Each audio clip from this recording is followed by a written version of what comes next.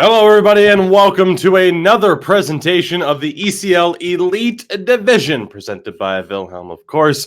My name is Tugi, joined as always by my broadcast partner, Sin. And Sin, we are back again, another week here in the Elite Division. We started things off on the broadcast side last week, some amazing games that we were able to cover. Now we're back again with a few more interesting matchups. Yeah, absolutely. The season getting underway, and, it's pretty a little bit shaken up in the standings from what you might expect. Now, it's true some of the top teams haven't played as many games so far, but there's some teams from last year who were considered underdogs who right now are near the top of the standings here. So this could be anyone's game as this season progresses. The early season shakeups, the storylines that develop throughout, always an interesting way to begin a season, as you mentioned. Some teams maybe not getting off to as hot of a start as we would have expected. Not calling you out, Yippee Voskala, but a surprising start there, of course, as you get a look at these standings here. And as Sid mentioned, a couple teams have played a few more games, including one of the teams that we're going to be covering today, Vesa Pompa HC. But we start things off today, Sin. A couple of games going on around the league. We'll get you a look, of course, at the schedule, and of course, we'll try to update you as well as things play out throughout the match day. But Sin, I got to be honest here, ton of interesting matchups that we could have covered, but I think for the early stage of the season, we got the right matchups that we wanted to look at today. Yeah, absolutely. And especially between Roots and Northern Ascendancy, both of them are kind of they could go either way, basically. This series is very important. They're both off to, I wouldn't say slow starts, but it seems like they're really trying to figure out what kind of team they're going to be early on in this season. Of course, with the rebrand from Northern Ascendancy, formerly, I believe, Luleå Hockey, and Roots. Of course, we saw them last year just kind of scraping into the playoffs here. So I'm very curious to see how these two teams are going to do this season. Absolutely, and that is our first matchup here in today's broadcast, covering two games between Roots and Northern Ascendancy. A little bit later on, we'll have a matchup between Färjestad and Vesa Pompa HC. So buckle up. We got an interesting night of hockey ahead of us, but as you see here, starting off with that Roots and Northern Ascendancy matchup here, although, of course, Northern Ascendancy on the right. A little bit of an error in the graphic there on the bottom right, but hey, these things happen. And Sin, for the murderous crustaceans, I guess, would that be a correct term? A good start to the season offensively, but maybe wanting to look to tighten up defensively. Yeah, absolutely. They are positive with the ratio, more goals scored than, goals against, which is exactly where you want to be. And on the flip side, Roots, kind of the opposite of that right now, where they don't, they're not scoring enough and they're allowing a bit too many goals. Their power play, no goals on the power play so far. And I believe we have a bit of another typo here. Their penalty kill should be at a perfect 100%. So they're kind of on one end of the spectrum, penalty kill wise, very good. On the other end, they haven't scored yet. So really right now for Roots Gaming, it seems to be goal scoring is their issue. And when it comes to Northern Ascendancy, they can kind of go either way right now. They need to kind of tighten things up on the defensive end of things, but they're definitely seem to be able to put the puck in the net at least 5-on-5. Absolutely. And of course, we'll get into talking about the individual breakdowns and maybe where they need to see somebody step up. But that brings us to the lineups for these two squads. And Sin, of course, we're going to get into those individual breakdowns, but the main thing that stands out to me, sure, it stands out for you as well, the continued, reshuffling of the deck for a lot of teams, a lot of new faces in these elite lineups this season. Yeah, absolutely. Rebranding aside, you're definitely seeing some new wingers there for Northern Ascendancy that they simply didn't have next year. So playing, alongside a Martindale who has been, extremely effective as a center and right now boasts almost 60 face-off percentage, which is the best, I believe, in the ECL Elite currently. And when it comes to Roots Gaming, again, two of their forwards are different.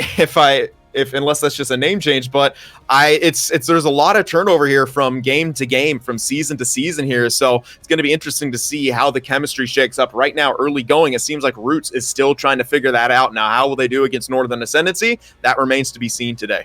Absolutely. And again, as Sin mentioned, Roots barely sneaking into the playoffs last season, but quite a few lineup changes here for season 11. And now, of course, we look, season 10. It's tough to keep track of how many seasons we've been a part of at this stage. But point being, Roots barely sneaking into the playoffs last year, and Northern Ascendancy, when they were Luleå Hockey, as you mentioned, not quite making it. And you look at the past couple of weeks, really, here. Northern Ascendancy, or at least the past couple of games to start off the early stages of the season, Northern Ascendancy off to a bit of a good start. So, we'll see what happens here in this matchup. But that does bring us to the individual matchups, as, of course, we always try to get into those breakdowns. And Sim, we start off, of course, with the battle of the centers. It is the captain for Northern Ascendancy. It is Martindale going up against Vesa Pompa. And an interesting little battle here in terms of, productive centers so far this season. Yeah, absolutely. Vesa Pompa last season was a backup utility player for Luleå Hockey. So actually going up against his former squad right here, it's always when you have that familiarity, you always want to try a little bit harder, but he's going to have his work cut out for him against Martindale, who may be one of the best centers in the ECL Elite. Putting up the numbers, over a goal per game as a center is pretty good, and 2 points to game. Again, very, very good. And we know what he brings to the table defensively. We know what he brings to the table when it comes to his face-off percentage. And he's got pretty good shot accuracy, which we will touch on later as well. So Vesa Pompa, he's really got his work cut out for him in this center matchup. Again, just 6 games played for him last season, but already off to a decent start, playing in all 4 games that we've seen for Roots so far. We get to the battle of the wingers, and again, as we've already mentioned, new faces in new places for Roots. We see Dillinger, who's back in the ECL structure for the first time since season 7, for Northern Ascendancy there. Dillinger back in the ECL for the first time since season 7. And on the other side, Sin, we're going to struggle with this name all day, I can tell, but we're going with, what are we going with this one?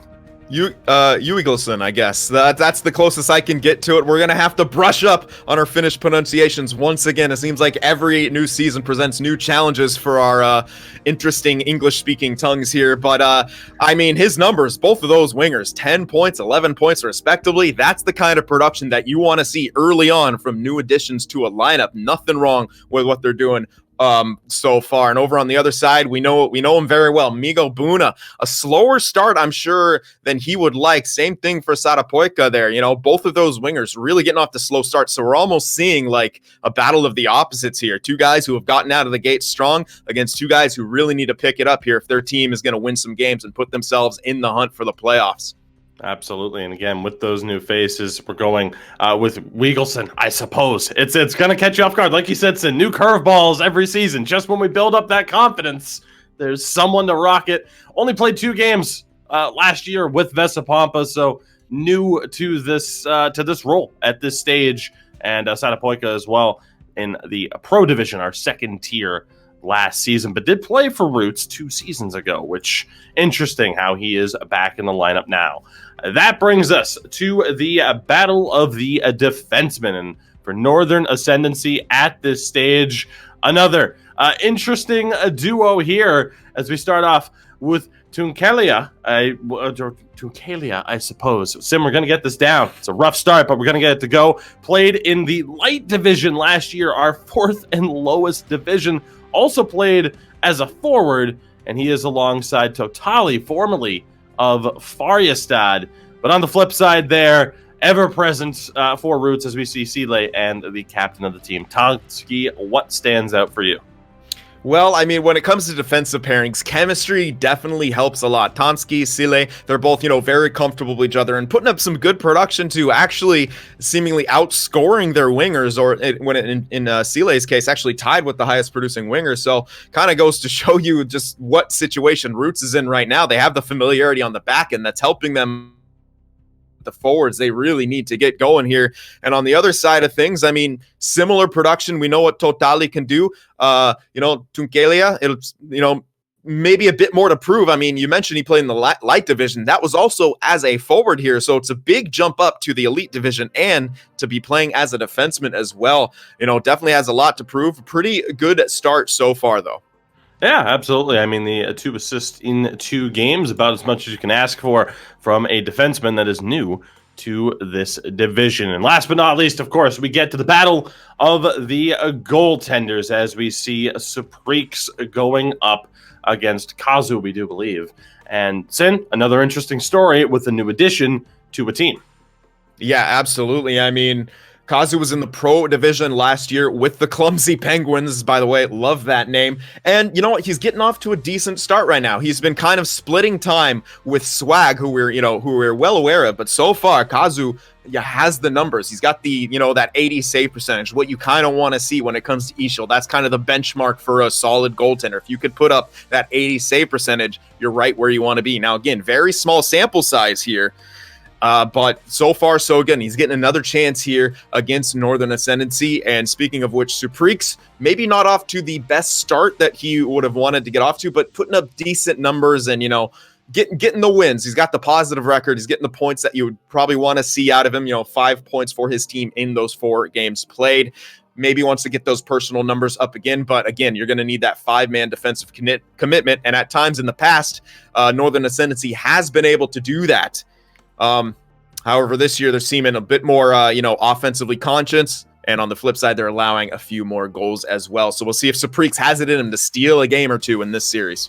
As mentioned, a lot of talking points here, despite us being in the early stages of the 12th ECL season, of course, here in the Elite Division.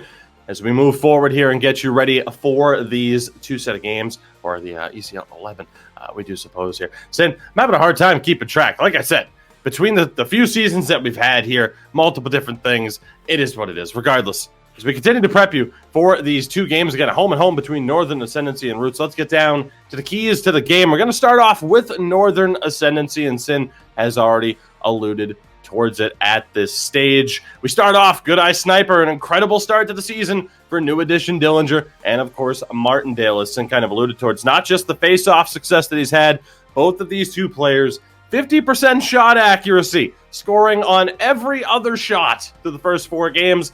Is that pace sustainable? Absolutely not. But for as long as they can keep it up, crucial points will be accrued for Northern Ascendancy. Next up, of course, the big step up. We already talked about it. Dillinger making the return to the ECL. Wiegelson going from a role player to role player with Vesa Pompa last season to being a starter now. And Tukalia, of course, jumps from the light division to the elite division. So a lot of new names in bigger roles at this stage. And last but not least, the double agent, Supreeks, looking to take a step forward towards being a top goaltender. Regardless, he knows this Roots lineup quite well, having played for Roots in the Finnish Championship recently. The scouting report should be on point. Sin, what do we got here? What are the 3 keys for Roots in this one? Well, Roots, the first things first, we mentioned a bit about it when we were looking at the winger matchup. Migo Buna, no. Migo Guna need to score some goals. I got to appreciate the pun use right there. 15 shots that he has in this season. That's the 4th most in the league, but only 1 goal to show for it so far. So a little bit snake bitten. The Roots forwards in general, they've only combined for 3 goals in 4 games. That's simply not going to be enough. You really need to, step up your pace if you're going to want to, have some success in the season, get back and improve upon your result from last year, which brings us to the next point. So far, it's been all about the defensive carry. They've been good keeping the puck out of the net, but also the D pairing here has combined offensively for 3 goals in 4 games. So they're pretty much getting the same output as the forwards have. And offensively, we mentioned the points a little bit in that matchup as well. They're kind of, outscoring the forwards as a whole here. So Roots, that's good that you're getting that from your defensemen, but you're going to need your forwards to step up a little bit more. You can't put that much pressure on the defense when they're already defending at a pretty high level right now, which brings us to the third and final point right now. There is a fight for the blue paint. So far this season, they've split time between goaltenders Kazu and the veteran Swag here. Now, so far, as we mentioned, small sample size. Kazu does have the better numbers, but you cannot discount what Swag did last season. He posted an 81.73 save percentage. I mean, recency bias is a thing, but again, Swag has proven himself to be a solid goaltender. So it'll be interesting to see how this plays out. Very interesting to see if Kazu can step it up here and maybe solidify himself as, a 1A or 1B, or maybe even the starter here. But again, it's going to be hard to kick Swag out of that crease for good. He's a very competent goaltender. but we'll see what happens. We knew there were going to be a lot of storylines to develop throughout the season with the changes that were made to these lineups. And indeed, that is what we are seeing already develop through the first 4 to 6 games for the teams that they have played so far. Sid, we are just about ready to go. Again, the first game of 2 between Northern Ascendancy and Roots. And I have to ask you, looking at this point, seeing what we've seen so far, going to put you on the hot seat with this one. How do you think this one's going to go? I can't help but think we might see a 1-1 split here. I think it's a distinct possibility and probably even a probability that we'll see a split between these two teams. Roots, they've got to get going. They got to get hungry. You can argue like Northern Ascendancy not super strong on the defensive end of things. Maybe this is the chance for Roots to kind of break out offensively, score a few more goals, and get that confidence going, because the mental side of this is a huge part of the game. I mean, we mentioned that last week too. I mean, it's when it comes to this high level of play, you got to be on it on the mental side of things as well as with the thumbs.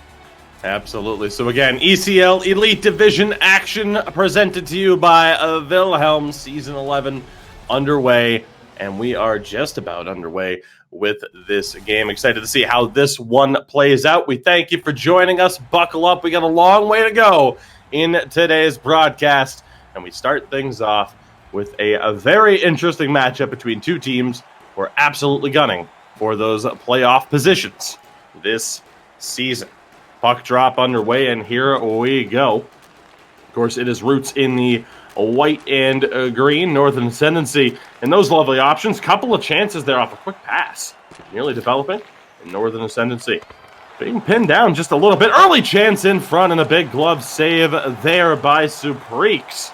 And we'll see what Northern Ascendancy are able to do in response here. Do our best to call the names for Roots here, despite those callers to help you out. Pass in front and a good chance. Martindale nearly found that one. Again, keep in mind the captain of the team there in red for the Northern Ascendancy. 50% shooting, as mentioned so far this season. Good pressure along the half wall. Northern Ascendancy back in possession now, trying to work their way through. Good job there by Roots, though, on the blue line. Let's see what they're able to do on this counterattack. Quickly back to the point. And again, down low into the corner, an unfortunate buffer shot there, but still maintaining control. Quick pass in front. Good scramble, but all things considered, Sin, strong defensive effort from Northern Ascendancy so far. Yeah, and what we haven't really seen too much of this season is that feeling out process. As it's such a north-south game, teams are really getting into it a bit quicker, gaining the zone a bit easier at times than last season. A good chance here now. Roots on the counterattack, perhaps with a little bit of speed. Forced to drop back yet again. Decent attempt there, but again, Northern Ascendancy are right back in on the attack. Be nice to find a shorter name for them, Sin, especially given the logo, but we'll continue to go forward with it. Now down around the back of the net. A pinch here from the defenseman. Michaelia looking to pressure here. Of course, we talked about it. Played as a forward in a lower division last season, but so far through the opening 9 minutes or so, both teams struggling to gain that offensive possession foothold. Some chances, but nothing really consistent so far. So Roots back in the zone, D-to-D pass, no one-timer. Couple of quick passes there to cycle it in front. Puck loose and covered by Supreeks at the top of the paint.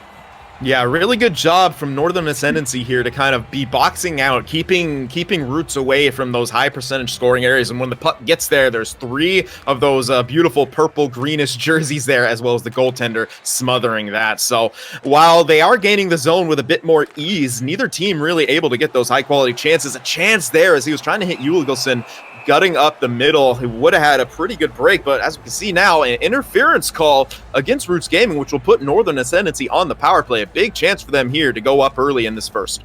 We'll see what happens here. Not exactly sure who took the penalty, but still a man advantage for Northern Ascendancy. Puck in front to Martindale. Just couldn't turn around. Get that shot on target. Totali. D-to-D to Kelly. A shot, and it's deflected in front. Martindale, the captain, able to make it happen on the power play. And Northern Ascendancy take that 1-0 lead.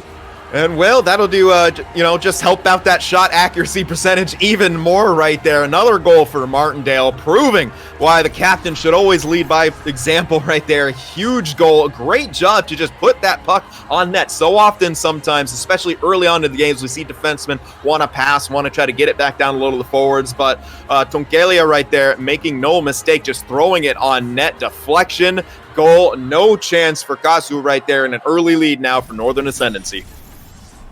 A picture perfect start, Sin. I would say, absolutely. All things considered, a bit of a rough start, but hey, you survived, you forced the penalty. Now all of a sudden you are in control of this game. Roots put onto the back foot, and we'll see what they are able to do here now in response. In on the attack, trying to get to the blue and do bit of space, go across, and a big save by Saprix on the blocker, and a second chance smothered up in front. So a good counterattack there. Good response from Roots, just not able to find the back of the net. Absolutely. Got the goalie moving laterally, and towards the end there, almost overslid out of the crease. Fortunately, got the cover, though. Scramble for the puck off the tie-up here. Northern Ascendancy able to lock it down. 6.5 minutes to go in the first period. Again, power play goal scored by Martindale. Give Northern Ascendancy the lead here. Roots in on the attack. Good movement. Chance can't get the pass through. Again, now back to the point. You see Roots really trying to rely on the point play to open up opportunities. Hasn't necessarily happened again consistently yet, but a good bit of pressure there on the forecheck to force the chance. Pass in front doesn't quite pay off. Good forechecking pressure once more. Wiggleston able to walk away with that one. Puck dumped down into the Roots zone. They're quickly back on the attack, though, but an errant pass sees the possession change once more, and there you go. A quick response there from Northern Ascendancy with an off pass of their own. Roots again trying to cycle it down low now, and again shuffling it back up to the point, trying to get that strong cycle going. They have a bit of space here. The backhand shot, probably not what Stile wanted there, but a good job covering there. Tonsky, the captain, the right defenseman for Roots, able to get a piece of that one. We approach quickly the final minute of play here in the first. Another chance deflects just wide. Good chance here now, perhaps. Northern Ascendancy trying to work those counterattacks through Wiggleston here. 20 seconds to go. Still has it. Back to the point. Shot on. May have hit the post. Juncalia that close. Chance again at the point. Can't pull the trigger on that shot. 3 seconds. The shot, and it is stopped. 0.2 to go on the cover. Okazu with a big save there. Sent a second goal. What a momentum boost that would have been. Absolutely, and Roots was looking very strong there for a while. Their forecheck was on point. They were just breaking everything up in the neutral zone, getting back on the offensive side of things, forcing out mistakes from Northern Ascendancy on the breakout. The one that could have been the worst was Dillinger making, maybe too quick of a pass to Martindale there as he was covered, had a bit more ice to skate on, and, almost led to a Roots goal, but very good job defensively from Northern Ascendancy, who then answered there at the tail end of the period, getting some great chances of their own. And I gotta say, I'm very impressed so far by Tonkelia. He's throwing the puck on net when he should. He's passing when he should. He's pinching when he should. It looks like this guy has been playing defense in the Elite for at least a couple seasons. So, I mean, very good first period from Northern Ascendancy. We saw the pushback from Roots. That's what they want. I think when they're at their strongest in that period, when they were forechecking and trying to force Northern Ascendancy into mistakes, maybe a few more shots on net. But overall, I did like Roots' period there, especially in the second half. A rough penalty to take and a rough goal that followed from it, but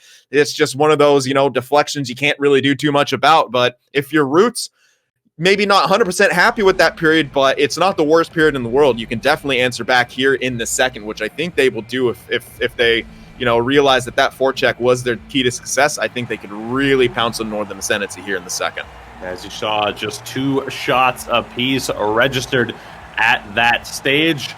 Maybe a lucky break to have a puck find its way through that much traffic, but we've seen it from Tonkelia so far. The willingness to put pucks on net, a very strong quality for defensemen in this league. So, as I mentioned, not exactly out of place. But second period underway. Again, the ECL Elite Division, Season 11, presented to you by Wilhelm. And, of course, these two teams very much looking to be in the playoff mix.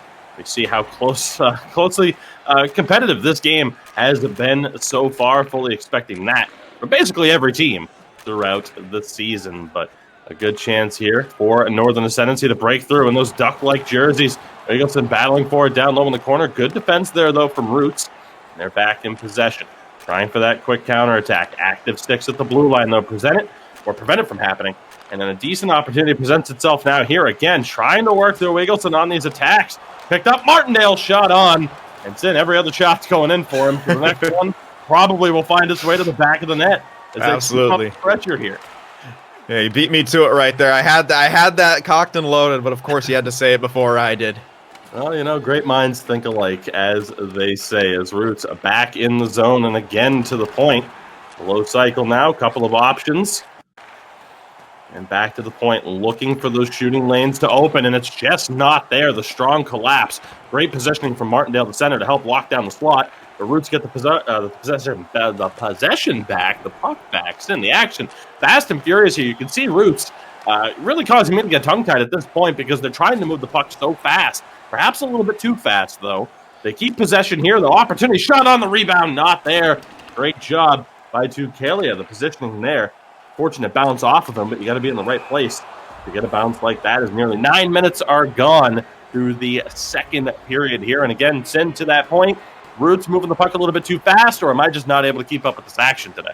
It's seeming to work for them. I would say that maybe at times a bit too fast. They're looking for maybe that extra pass a bit too much, and at times they have a bit more time they can take a second to work with. But I feel like right now Northern Ascendancy is trying to stretch it way too much on the breakout. Their forwards are getting too far up the zone, or they're trying to make that extra pass at the blue line, like on that last play, which led to the offsides. Totali, I believe, could have skated that into the zone, but he sent it over to Dillinger, who had no forward momentum there, and that sort of led to the offside. So it seems like the pressure from Roots is kind of forcing Northern Ascendancy to make some mistakes right now. I have no idea how you managed to just keep that train of thought as the puck bounced off the back of the net 30 feet into the air and over the glass. But then I commend your ability to focus while I was just simply dumbfounded by that play. And again, a pass in front for Northern Ascendancy doesn't find its way through. Dump and chase effort here, trying to chase it down. Roots back in possession. Again into the circle. At the point, good movement. Can they find that final pass? Just doesn't go on the backdoor effort. Great attempt there. Probably the best chance of the game for Roots thus far. That close to finding pay dirt. Yeah, absolutely. They've looked for that a couple times, and it hasn't quite been there. But the timing on that was near perfect, and they got that, the forced pass through. It just didn't make connection. Wilson, again, just not able to work his way through. But you see the confidence that they have in him to try and find that space. They keep attacking the right-hand side. Loose puck, scramble around the back of the net. Still fought on for Northern Ascendancy, able to come up with it. Dillinger forced to cut back, at least for the moment. Martindale not able to hold on to it, but able to recover. Captain once more. Good movement here, but great pressure at the line. An unfortunate bounce. Still fighting for it. Roots come up with it. Good puck movement here now over the line. And again, back to the top of the dots, trying to work their way even further to the defenseman. Doesn't happen on that effort. Good spin to get out of traffic. Shot doesn't find its way through. Great job there by Dillinger. Forced to slow it up. Good movement at the line once more. But Roots doing a much better job in getting in possession once Northern Ascendancy gain the line. And we'll see what happens here as we move forward on. Northern Ascendancy in the zone trying to make something happen. But Roots trying the quick out off the slap shot. No icing on the call, but handled very well there by Totali. We approach the final minute of play here in the second period. Again, we're covered in the offensive zone for Northern Ascendancy. Martindale tries to get the shot to go. Believe Kazu got a piece of that one. So there goes the every other shot prediction for Martindale, who still has the only goal of this game, as Totali will wind down the clock and bring us to the end of the second period. So no goal there, Sin, but pretty competitive opportunities for Roots, especially on that one backdoor pass that didn't just find its way through.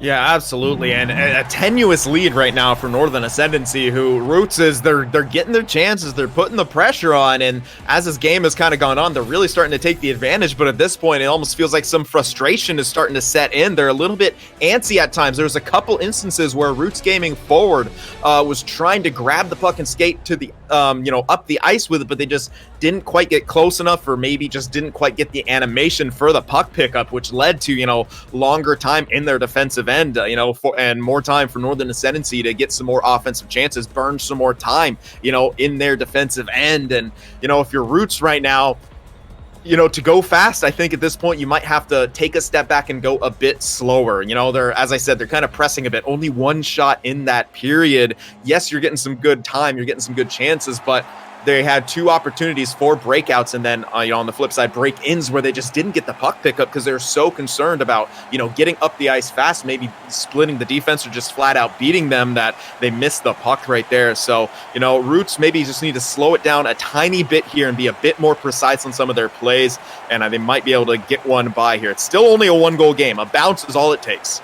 Again, the first game of 2 between these two teams. We'll have the second matchup here for you in the immediate aftermath of this game's conclusion, as Roots just not able to time that one. Satapoika not able to hold the line. We'll still do our best to call Roots in a fair way, despite seeing the icon size there. I don't know. You squinting too? Absolutely. I mean, my eyes aren't what they used to be, that's for sure. Too much blue light from all the screens I've stared at over the years here. But yeah, we'll do our best right there. Absolutely. So Roots back in possession here. Over the line opportunity. Goes for the pass. Satapoika looking for that one extra play. Loose puck there, recovered. And again, Northern Ascendancy trying the breakout. You see the moves from Eagleson there. Despite only playing 2 games last year as a depth player for Vesa Pompa, you see his confidence. And again, we'll see Vesa Pompa in action later on. Sin, correct me if I'm wrong. Winners of the Swedish Championship not all that long ago. Well, you put me on the spot right there, and I'm looking for it on the sheet. Thanks for that. Thanks for that. You make me look like the idiot instead of you. That's a smart move right there. Well, it's you got to do what you got to do sometimes. It's nothing like throwing your partner under the bus to prove your professionalism, but that is just what type of day it is, Sin. It's a Monday. We're doing what we can to get by. Regardless here, we got to find ways to fill time. Of course, these two teams going back and forth, a lot of offsides here. The battle of the blue line really ever present at this point. Perhaps more so than we've seen from any other matchup. The bomb from the point. ECL just not able to hit the target. Opportunity there for Tunkalia to maybe get that quick out. Elects to hold on to it and slow things down a little bit for Northern Ascendancy. Here we go. Good puck movement. And again, Eagleson trying to work his way through. Has it once more. Still has it. Walks in and just can't find the back of the net. Great opportunity after a tremendous display of patience. And again, now once more, Northern Ascendancy trying to maintain possession. Loose puck kicked out in front. Satapoika was there to take that one away. Sin, the pace, though, really picking up. They're almost halfway through this third period already. Northern Ascendancy trying to walk it through. Near offside call there. Again, now Roots back in control. They gain the line. Good quick pass there to Migo Buna. Again, back to the point. Trying to work their way through. Nearly testing the short side there. Good defense on display once more. You see there a measure to protect the puck. Martindale will touch it up. It's offside with 8:45 to go. Yeah, and I do like Northern Ascendancy now. They're slowing it down a bit more on their breakout, which is definitely going to take some of the wind out of the sails of the Roots forecheck. If you try to play into them, they will swallow you whole. So good adjustment from Northern Ascendancy here to try to get themselves some more space out there on the breakout and force Roots into getting back into the trap and slowing the game down a bit. And that just goes to benefit Northern Ascendancy here. Great movement here. Now dishes it back to the point. Totali low into the corner. Loose puck again, recovered by Roots, but under 7 minutes to play here in regulation. They have a strong sense that they might be able to score a goal here soon. The opportunity is opening up. Chance here, and it looked like they might not even need the man advantage, but ultimately they will go to the power play. Huge opportunity here. Yeah, trip in the slot right there. I believe that was Folpa cutting to the net, or maybe it was Sile pinching down. Either way, they have a power play opportunity. Can't clear at Roots. An opportunity there, but the pass is off the mark. Northern Ascendancy will be thankful for that one. 1:20 remaining now on the man advantage. Roots still looking for the first goal of the game. Walking a tightrope there at the blue line. Pinching in a big shot and an even bigger glove saves to Freaks. Talk about his biggest stop of the game.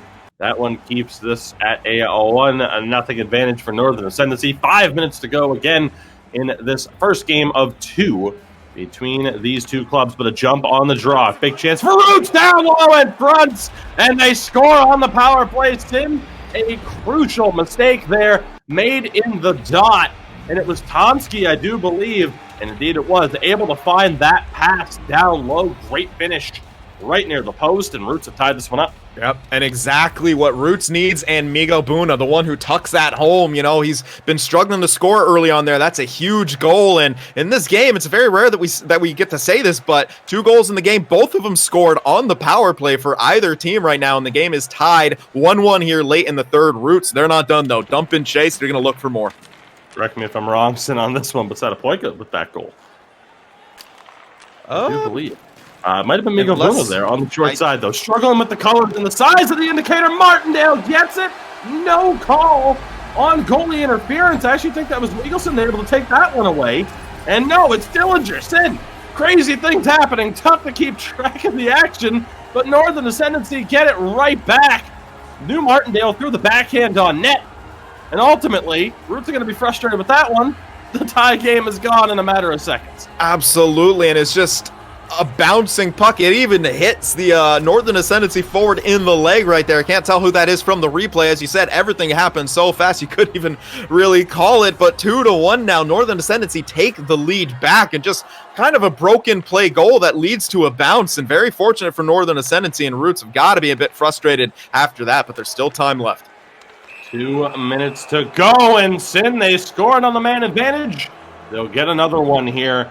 Huge opportunity for Roots. Of course, keep in mind that final minute is going to be in a lot slower time. So, huge chance here off the face-off, though, for Roots. Can they score quickly? Backhand hits the side of the net. Good opportunity once more. Roots still in possession. Need to tie this one up. Cross, big save by Surprise. Loose puck, and he's able to cover it with 1:22 to go. Oh, and I think that was Fopa Toflin just sitting there in the crease almost, just trying to get a stick on that rebound, but as it can be sometimes, very difficult to be able to shoot off those rebounds, and Saprik's right there in position to swallow it up. Good poke check there. Huge opportunity for Dillinger. Has a player with him, just can't get that pass in front. Final minute of play again. Slow timer, as we mentioned. Roughly 50 seconds left. Good play at the line by Eagleson, but they lose possession once more. Roots trying to get that forecheck going. Puck off the side of the net, kicked out in front. Eagleson's able to recover and send it all the way down. 35 to go. Roots tie it on the power play. Give up a goal within 2 minutes of game time. And now the pressure's on. Loose puck at the point. Tomsky, the captain again, looking to find that open pass. Loose puck in front once more. Couple swings and a miss. Chance here for Northern Ascendancy to clear, but they can't do it. Again a chance. Roots, relentless forechecking pressure. They get the puck on net. But again, since Supreeks is there. Yeah, just right in position, and Roots, at this point, desperation, pulling the goalie, but just going for those jam plays here. Now, we have seen a goaltender score a goal here with the empty man in this season so far. It was Havu. We'll see if it happens right here for Roots. And the loose puck can't find its way past Supreeks. 6.3 to go. Holding down the paint. The goaltender for the Ascendancy. And Migo Buna had another chance right there on the doorstep and just kept out by Saprik somehow. Again, Roots win the draw. 3 seconds. Pass doesn't find its way through. Cleared out by Martindale. And Northern Ascendancy will take a very competitive first game here. 2-1. Your final score. As we saw 2 power play goals there. Ultimately, the only even strength goal was the difference maker, and a big 2 points there yet again for Northern Ascendancy, moving up to 3-1-1 on the season. Yeah, and for the Roots goal, it was Migo Buna on the side right there who did get that on the power play, and it was an excellent pass, just really good patience from Tonsky to thread that through to him, but just kind of a tough break for Roots. We kind of saw for a split second there, the stats, they had more time on attack. They really, towards the end, they were pushing so hard to try to get the chances, the jam plays on the power play. everything seemed to be working except that touch they needed to push the puck into the net. The puck was there. Their bodies were there. You know, Fopa Toflin had body position at times. Sada Poika was forcing those passes through. Migo Buna right on the doorstep, getting a shot off, but it just seemed like it just wasn't quite there. They were just an inch off, and that seems to be the story of their season so far. Only scoring 1 goal in this game. Their offensive woes continue, and while they looked good with the pressure, the finish simply wasn't there. And big win for Northern Ascendancy here. They moved to 3-1-1. And if you're Roots game, you got to be wondering at this point, another regulation loss. What is going wrong? You're looking good. It's just the result simply isn't there. I mean, you know, you talk about the opportunities there for Roots and the chances they had. We mentioned him specifically before that first game. Migo Buna able to get that lone goal for Roots. What looked like might be the goal to send the game into overtime on the man advantage. It was a tremendous feed from Tonski from the point to get it down low. But as you mentioned, they've been struggling with the new forwards in the mix to really get that chemistry and find those ways to score. And perhaps, I mean, it really kind of has been, I mean, maybe not the overwhelming and prevailing theme, but defense has been a focal point, a strong point for a lot of teams. But ultimately there, for Roots, you know, just not able to get the goals that they needed. Northern Ascendancy, again, the winning goal from Dillinger. It looked like it was going to be Martindale, but somehow Dillinger got a piece of it. No goaltender interference on the play. And as a result, Northern Ascendancy able to get the first 2 points up for grabs here in these back-to-back matchups. Again, game 2 will be coming up very, very shortly between these two teams. So, of course, don't go anywhere. We are sticking with this one, Sin, I do believe. So from from this point on, of course, talking about what it's going to be now for these two teams. What is the key, I would say, for Roots to get back into this one and pick up just their second win of the season? It's tough to say because I don't think they did much wrong in that game. I mean, they got off to a slow start, but that's kind of it. Their power plays, they looked good on them.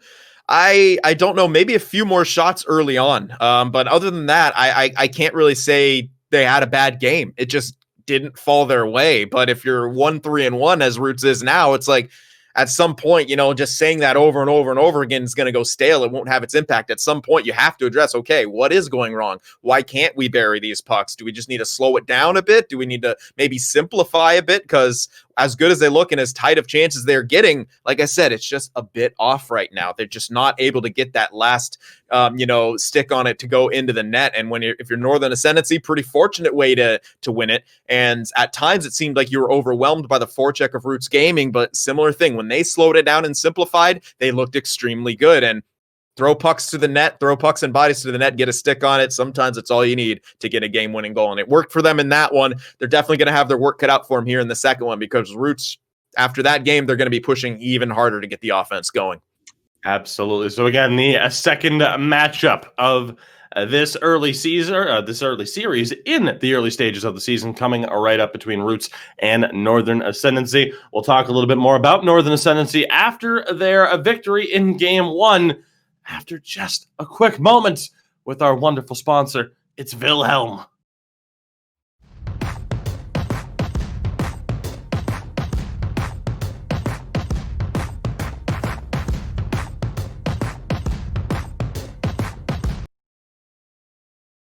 All right, Sin. See, there we go. We are back and ready to go already. In terms of things that stand out for you, first and foremost, still need to get our hands on some Wilhelm snacks. I know you're targeting the more spicy of the options.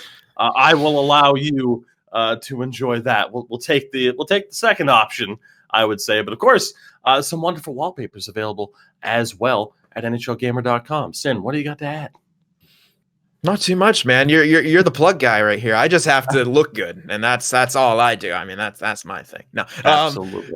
And talk about the game from time to time, but this is neck and neck, really. I mean, I liked that game for both teams in certain ways. I think it kind of went as we expect an ECL matchup to go. Both teams just playing at the top level. Maybe a couple mistakes here and there, but they really outweighed just by how good they are together. And that one, again, as it so often can in hockey and in NHL, comes down to a bounce. And we're going to have to see Roots game, and they're going to need to push back. If you fall to like 1-4-1 or 1-3-2, you really can't lose this game. It's a really rough start early on if you're Roots gaming. Absolutely. So, Sin, we are just about ready to go for Game 2 between these two teams. Again, ECL Elite Division, Season 11, sent to you by Wilhelm. And, of course, you saw that lovely ad for the wallpapers that we have available at NHLgamer.com. Of course, it's in chat right now. Exclamation point, wallpapers, rep your favorite team. Help lead them on to what could be a very memorable championship, a very memorable season. Do what you got to do. Hey, it's your choice. Just like it's your choice to get some Wilhelm snacks, as you should. Sin, Game 2, we said there could be a 1-1 split. What do you think? Is that what we're about to see? Do we see Roots bounce back in this one?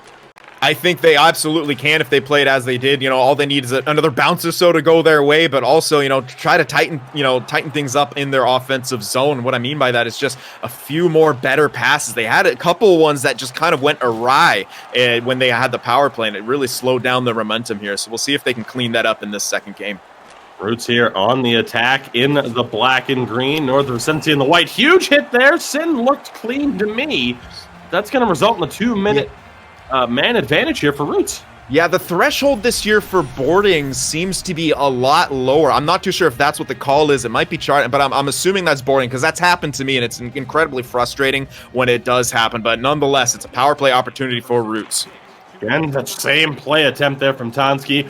Initial thought on that hit looked a little bit clean, perhaps compared to what it might have actually been. So we'll see what this man advantage can do for Roots, but not a great start here.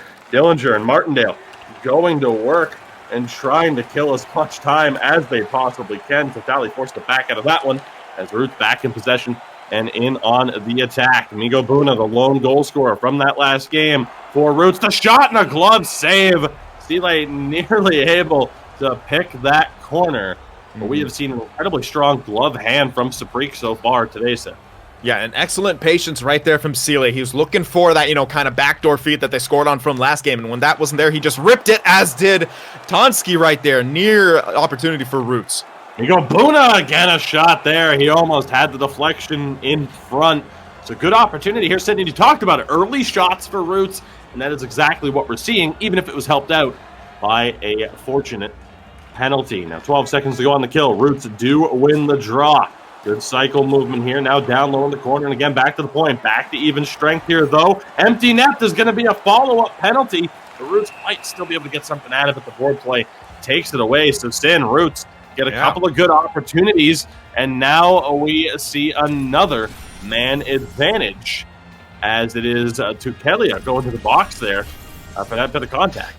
Yeah, and he actually, it looks like he bounced on that. Maybe not agreeing with that call either, so some reffing controversy so far, but good pressure from Roots. I mean, they're really forcing mistakes out of Northern Ascendancy early on here, but a good face-off win from Martindale, who lost a couple in a row there to Fopa Toflin, which we weren't able to talk about because the pace was so good, but excellent job by him on the face-off so far, especially in the offensive zone. That really helped Roots stay alive with their offensive pressure. Roots, again, working that low cycle, trying to find those pristine. Tonski, quick D-to-D work here, though. Captain circling around a little bit. Chance on the post. He scores from below the goal line. It's Sada Poika. Fortunate bounce, and it went right to his stick, as it did for the game-winning goal for Northern Ascendancy last game. This time, it goes in favor of Sada Poika right there, who picks it up and from, as you mentioned it, an almost impossible angle, but sneaks it through. I'm not too sure if he was at the goal line or below it. I'll have to see on the replay. Did it bounce off the Sapriks? Nonetheless, yes, it did. Absolutely.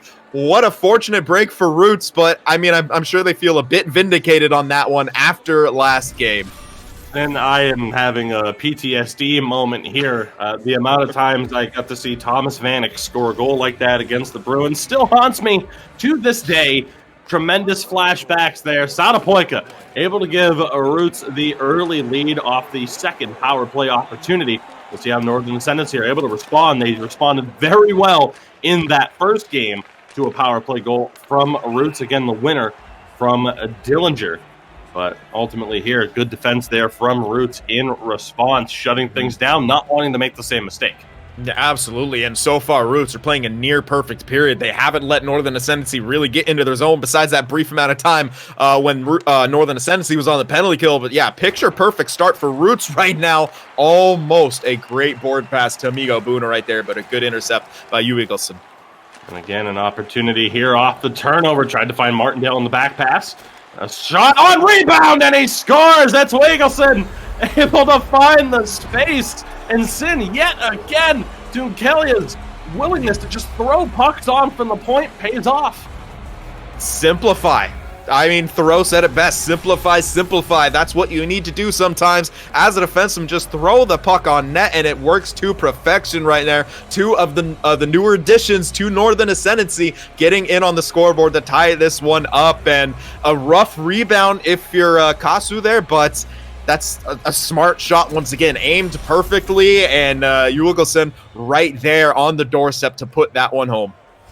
Eagleson, call him what you will. He has a goal here to tie this one up. Talked about the response from Northern Ascendancy. That one in on Kazu, forced to make the cover there. Lead to an offensive zone faceoff. Now, Sim, we talked about it. Martindale, one of the best face-off winning percentages, actually the best heading in to today's action, but we've seen him jump on draws a little bit. Pompa Toflin perhaps in his head. Strong start here for the Roots centerman through these two games. Here are Roots, the back pass, and they score! Sadapoika, he's done it again. Sin back and forth action. Roots take the 2-1 lead. Yep, coming into today with no goals. He has 2 now in this game alone. That's exactly what Roots need to get back on top of it. A heck of a response right there, and a heck of a play from Pompa Toflin right there to thread the needle through to Sadapoika, who gets his second, and it started back in the defensive end with a great face-off win. As you mentioned, he's really seeming to get the better of Martindale, at least in the ones that matter, offensive zone and defensive zone. Again, now Northern Ascendancy right back in on the attack. Nearly an own goal there off the spin from Pompa Toflin. And again now, D-to-D work here, trying to find those shooting lanes. And saying it was a great chance from Dillinger, but he tried to go back to the far side when the short side was wide open. That's a frustrating turn of events there. And, an unfortunate play that might be haunting him here for the rest of this game. But here, Northern Ascendancy, chance there off the side of the net. Kazu able to make the save. Northern Ascendancy, though, Sim, with that chance that close to tying it up, though. So, fortunate miss there for Dillinger. He's banking on Kazu reacting to that. Unfortunately, Kazu just didn't see it, and if had he shot for that, the left side of the net, it would have went in, and it wouldn't even been blocked by the defenseman as it was. So a rough break right there from Dillinger. Just, when you're predicting that your opponent is just going to be that good, as they usually are, it throws you off when they're a bit slower to the punch, as Kazu was right there. But fortunately for Roots, they remain on top in this one. Northern Ascendancy back in on the attack. Totali pinching in for them here. Throws it in front. Loose puck. Still fought on for. Roots able to come up with it one more time, though. Sadapoika has both goals. Leads it into the zone. Has a passing chance with them. Couldn't get it to Migo Buna. And that one will go all the way back. 3.5 minutes to go here in the first period. The second of 2 games between these two teams. Again, don't go anywhere on the conclusion of this game. We have 2 more games for you. Färjestad and Vesa Pompa going head-to-head a little bit later on in this broadcast. But Roots finding their scoring touch here. Great outlet pass to hit Migo Buna. Just the cut back again to the D. Good switch plays here. Again, back to the point. Sile has a couple of options. Goes to Tansky, and again the low cycle, trying to maintain that puck possession. A scramble for it. Migo Buna trying to come up with it. That pacey, smaller build. Cuts in front. Tough to track. And again, Roots just not able to make the most of these opportunities. But 7 seconds left. Great move there from Pompa. Just not able to pull off the move. With 1 second to go, they time it well at the line, but the shot from Tukelia doesn't find its way through. Sin, a hot and heavy start action-wise to begin this game compared to the defensive battle that we saw in the first. Absolutely, and a lot of back-and-forth action. Both teams seeming at times to steal the momentum, and Northern Ascendancy had it there for a bit, and towards the end, their Roots gaming got it back, and those were some pretty plays that they were doing in the offensive zone. At times, maybe a bit telegraphed, which almost led to some turnovers, but their forecheck, once again, proving to be just very strong and and really throwing Northern Ascendancy for a loop here, who just don't seem to be ready for it. And Roots getting better and better as this home and home continues on, and at times looking almost dominant in the offensive zone. So you have to wonder, I mean, how much longer can they continue just not scoring enough goals? But we'll see if in this game they're able to have a breakout and score, 2, maybe even 3 more here in the last 2 periods. Here we go. Second period underway in this game. Martindale fighting for it along the boards. Good defensive display there from Roots, though, in response. Rough pass, but ECL able to pick that one up, drops it back into his own zone. I don't know if that one was intentional. But Tomsky, the captain, looking to lead the breakout, has a couple options, finds Sadapoika. Again, both goals in this game. Gets it back. One more chance here for Sile. Good protection of the high slot there, though. Martindale helping out the defenseman. And again, the opportunity there to try and find it back in front. It doesn't go through. So Tali. And down to Martindale. Trying to find those lanes right now, but it's in. Roots Gaming on point with their defensive structure at the moment. And Migo Buna, unfortunate break right there. He went for the bump. He got the bump, but looks like he was pressing it again as the puck went loose. As he got possession, could have been off for a break, but it looks like he shot it against the boards and out of the zone. At least it cleared the zone, but bit of a missed opportunity he's got to feel like right there. Just that buffered shot sort of ruining his chance for a break. And again, Migo Buna patrolling the blue line, helping out his defenseman. Roots looking much, much better at this stage of this series as we approach the midway point of this game. Northern Ascendancy, though, not done yet. The chance, pass across, and again, Migo Buna down low. Off the pass, shot, scores! A great feed to find Totali back in the high slot after a bit of madness and confusion in front of goal. Then Northern Ascendancy tied this one at 2.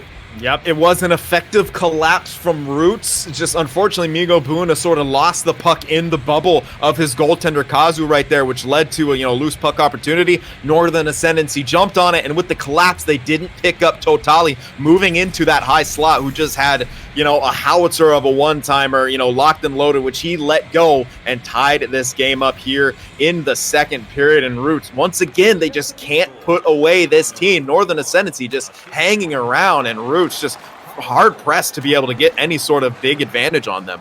Winning the puck back, though, off a strong forecheck, trying to find a bit of space. Martindale able to pick up that loose puck.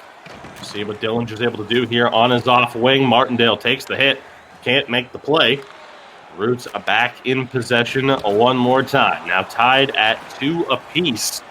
And the last goal scored by Totali, the right defenseman for North Ascendancy. This one offside, and Sin, again, we called it. The close back and forth battle between these two teams, living up to the hype so far. Yeah, absolutely. I mean, it doesn't get much closer. 1-goal game in the first one, now tied at 2 here in the second one. A bit more offense, which makes for a bit more excitement for us here in the booth. But either way, these teams so evenly matched and making the adjustments necessary to keep it close. Good pass to Fopa Toflin down low again. Migo Buna just not able to get that pass into the high danger area there in front of goal. Good passing play there, but Wiggleston just not able to hold on to that one. Roots doing a good job there. We saw it a lot in the first game. And you see him back in possession here, trying to lead the offense. Unkalia, Totali tries to get it down low from Martindale. It's knocked back towards the point. Good hit there from Migo Buna. And again, Roots able to survive, coming up with a lot of these 50-50 plays. Good pass there in front, and a big kick save by Freaks to rob Fopa Toflin there off a great effort. Down the other way, the other center, Martindale, just not able to work his way through. Roots tightening up defensively after that last, really you could call it an unfortunate play. It was a great job to capitalize on it by Northern Ascendancy, but all in all, these two teams is evenly matched as we expected, and right now the battle of the blue lines taking over. Martindale can't work his way through. Again, Roots back in possession here. See if they're able to find space across the line. You see the cutbacks in the second that they get over the line to try and protect the puck. Yeah, absolutely. And that just goes to show you how good these two teams are at holding that line and forcing the initiative. And with the Pokes being what they are this year, a bit stronger than they were last year, though, as we see on the forecheck, a penalty taken by Northern Ascendancy here. Roots will have another power play opportunity. They've looked strong so far. They have a power play goal. Towards the end of the last game, they almost got another one there. We'll see if they're able to get off to the right start. Pompa, it all starts with the face-off. The right winger in blue for Northern Ascendancy. Wiggleston takes a seat. We'll see what Roots can do on their third man advantage of the game. Shot from the point there from Seeley, blocked down. He has the puck here once more. Throws it in front. Great job there by Martindale and Totali. Clogging the lane. Not letting that one through. The man advantage nearly halfway gone already. Good step up here by Seeley. Has option, sends it across. It's Vesa Pompa, his third of the night. The hat trick is complete. And Roots strike again on the power play. Yep, and Vesa Pompa, the recipient of yet another beautiful pass. This time it's Seeley reading it perfectly, reading the turnover and, picking up where Migo Buna left off with that puck, protecting it on that backhand, threading the needle through, and Vesa Pompa finishes it off once again. Roots taking that lead back, and their power play has looked phenomenal. I believe they came into this, no power play goals so far, and they have 3 in this series alone. That's exactly what you need if you're Roots Gaming here. Your offense is getting going, your power play is getting going here, and they're looking good here in this second game, but we've seen Northern Ascendancy strike back. They're looking to do so again. It's in front. It just gets knocked over the top of the net. Kazu, I think, able to get a piece of that one. And Sin Roots tied their scoring record for this season. Only in one other game have they scored 3 goals so far. So the offense picking up a little bit. Whether or not they need the man advantage to get it done, hey, take advantage of the lack of discipline or perhaps bad luck, call it what you will, for Northern Ascendancy at this point, who are back in on the attack. Dillinger to Eagleson, and again back. Trade of possession here between the wingers, trying to find space. Martindale, good chance there. Second chance on the rebound, perhaps. Kicked out to the right of Kazu. Martindale again, great movement. Totali tries to pick the corner. Loose puck, knocked out of the air. And somehow Kazu able to keep that one out in great chances for Northern Ascendancy, but just not able to take advantage of the opportunities late. And scrambling was Kazu a bit there, and Eagleson had a chance for a wraparound. Once again, Kazu a bit slow on his reaction, and Eagleson, expecting the goalie maybe to just be there on that wrap chance, opted to look for the pass across the slot, and once again, Northern Ascendancy so close to striking back, and Roots, I wouldn't say taking the foot off the pedal necessarily, but maybe relaxing a little bit with that tenuous lead in Northern Ascendancy with their pushback as they've had, kind of all series here.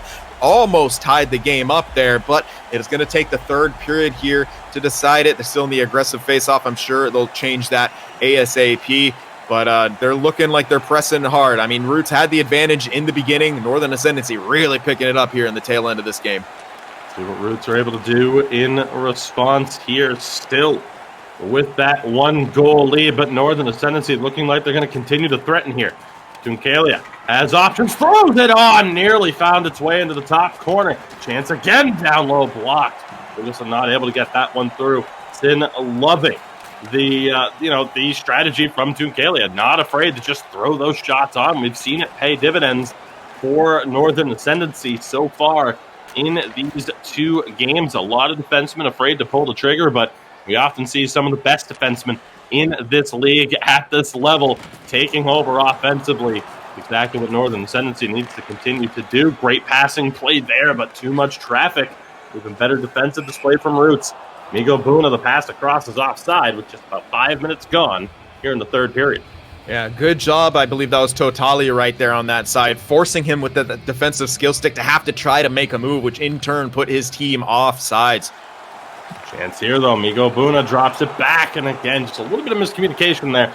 Tried to find Vesa Pompa. Don't blame him, Sin, for trying to feed the hot hand, and he has all 3 goals for Roots in this one. Good blue line stand right there, and I saw that coming. Great pass. Migo Buna forced to cut back, though. Totali laying it all out on the line and taking away that passing lane. Again, back down low, the pass picked off. Wiggleston able to cut that play out, and again, Northern Ascendancy doing a pretty good job of tracking the cycle play from Roots. Shot on, rebound, scores again for the second time. Tunkalia able to find Oegelsson in front. Excellent offensive positioning, and we are tied at 3. Yep, throw the puck to the net. Good things happen. We've said that's like about the third time it's happened, and 2 of them have been coming from Tunkalia there, just finding the shooting lane. That's it. Almost as simple as it is, finding the right shooting lane with teams this good defensively, this good at their collapse, and this good at clogging the lanes becomes an art at this high of a level, and you're seeing it pay off as Jogelson gets another goal on the rebound here, and once again, Northern Ascendancy hanging around, getting that tying goal here. And in the third, if you're Roots, you got to be thinking, okay, here we go again. We cannot put this team away. Tied at 3 apiece, a defensive battle with a 2-1 score in the first game, but these teams opening up a little bit. Great passing, and that one just doesn't find the back of the net. Great chance for Dillinger off the quick back and forth effort there. Here come Roots down the other way. But again, forced to make a quick pass at the line to try and find that extra space. Northern Ascendancy doing a great job of keeping them on their toes here and constantly threatening to put them offside. Yeah, absolutely. And Roots now struggling to find that offensive, cycle that they like to set up. And, at times it seemed like a bit telegraphed, and Northern Ascendancy able to make those defensive adjustments both in the neutral and in the defensive zone to stop that before it really gets started. Yeah, Migo Buna picks it up in the corner. Seeley can't get that one through. Second chance. Pompa not able to throw one on. Seeley wins it back. Again, it's Pompa Toflin. Couple of options. Down low. Nearly found Satapoika on the short side. Shot on. Stopped. Loose puck in front. Kicked all the way out to the neutral zone there. Great job by Saprix to stand tall. And a big poke check now sends Dillinger the other way, but that one quickly snuffed out by Seeley. Pinching from the left-hand side all the way over to the right. We see the continued scramble for possession through the neutral zone. Roots trying to find a way through. It's just not there right now. So Tali finds Dillinger. Again, back in the ECL for the first time since Season 7. We are, of course, in Season 11 at this point, but a veteran back in the game. Again, Roots struggling to find their way through. Migo Buna able to recover the puck. It's about 3 minutes to go. 3:15 is a matter of fact. The offside call there. Sim, what's it going to take for someone to find the difference maker? Less lateral movement right now from Roots. They're making about 1,000 passes in the neutral zone looking for that space, but Northern Ascendancy just kind of holding strong and being like, okay, well, you have to attack us at some point. You're just giving us more chance to set up right now. So Roots, maybe simplify a bit, maybe try a dump, because right now these lateral passes not quite working cleanly. Again, the feed over to Satapoika, just not able to find that pass. They keep trying to feed the hot hand.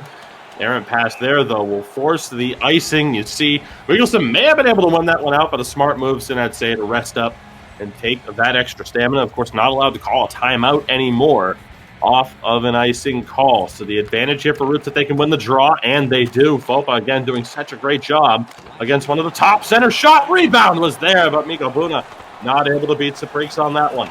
Final minute of play. Roots stepping up the forechecking aggression. Martindale with a good hit, though, to knock the puck loose. But again, we've seen it over the last 10 minutes of gameplay or so. Since Northern Ascendancy, a lot of the passes off the mark right now, mainly because they're forced to play it so quick. Migo Buna, I think, just drew 2 tripping calls in a row. We'll see if the second one goes through. Shot on, doesn't find its way. And indeed, Sin, he drew 2 tripping calls in a matter of 2 seconds. 5-on-3 for Roots. And that is extremely rough with the long minute here in the third period. I mean, you'd almost want to take the 4 minute, because if you kill it off going into overtime, it's at least a faster clock again. But a 5-on-3, great face-off win from Martindale. Absolutely clutch. And now Roots, they got to gain the zone quickly, but an errant pass there.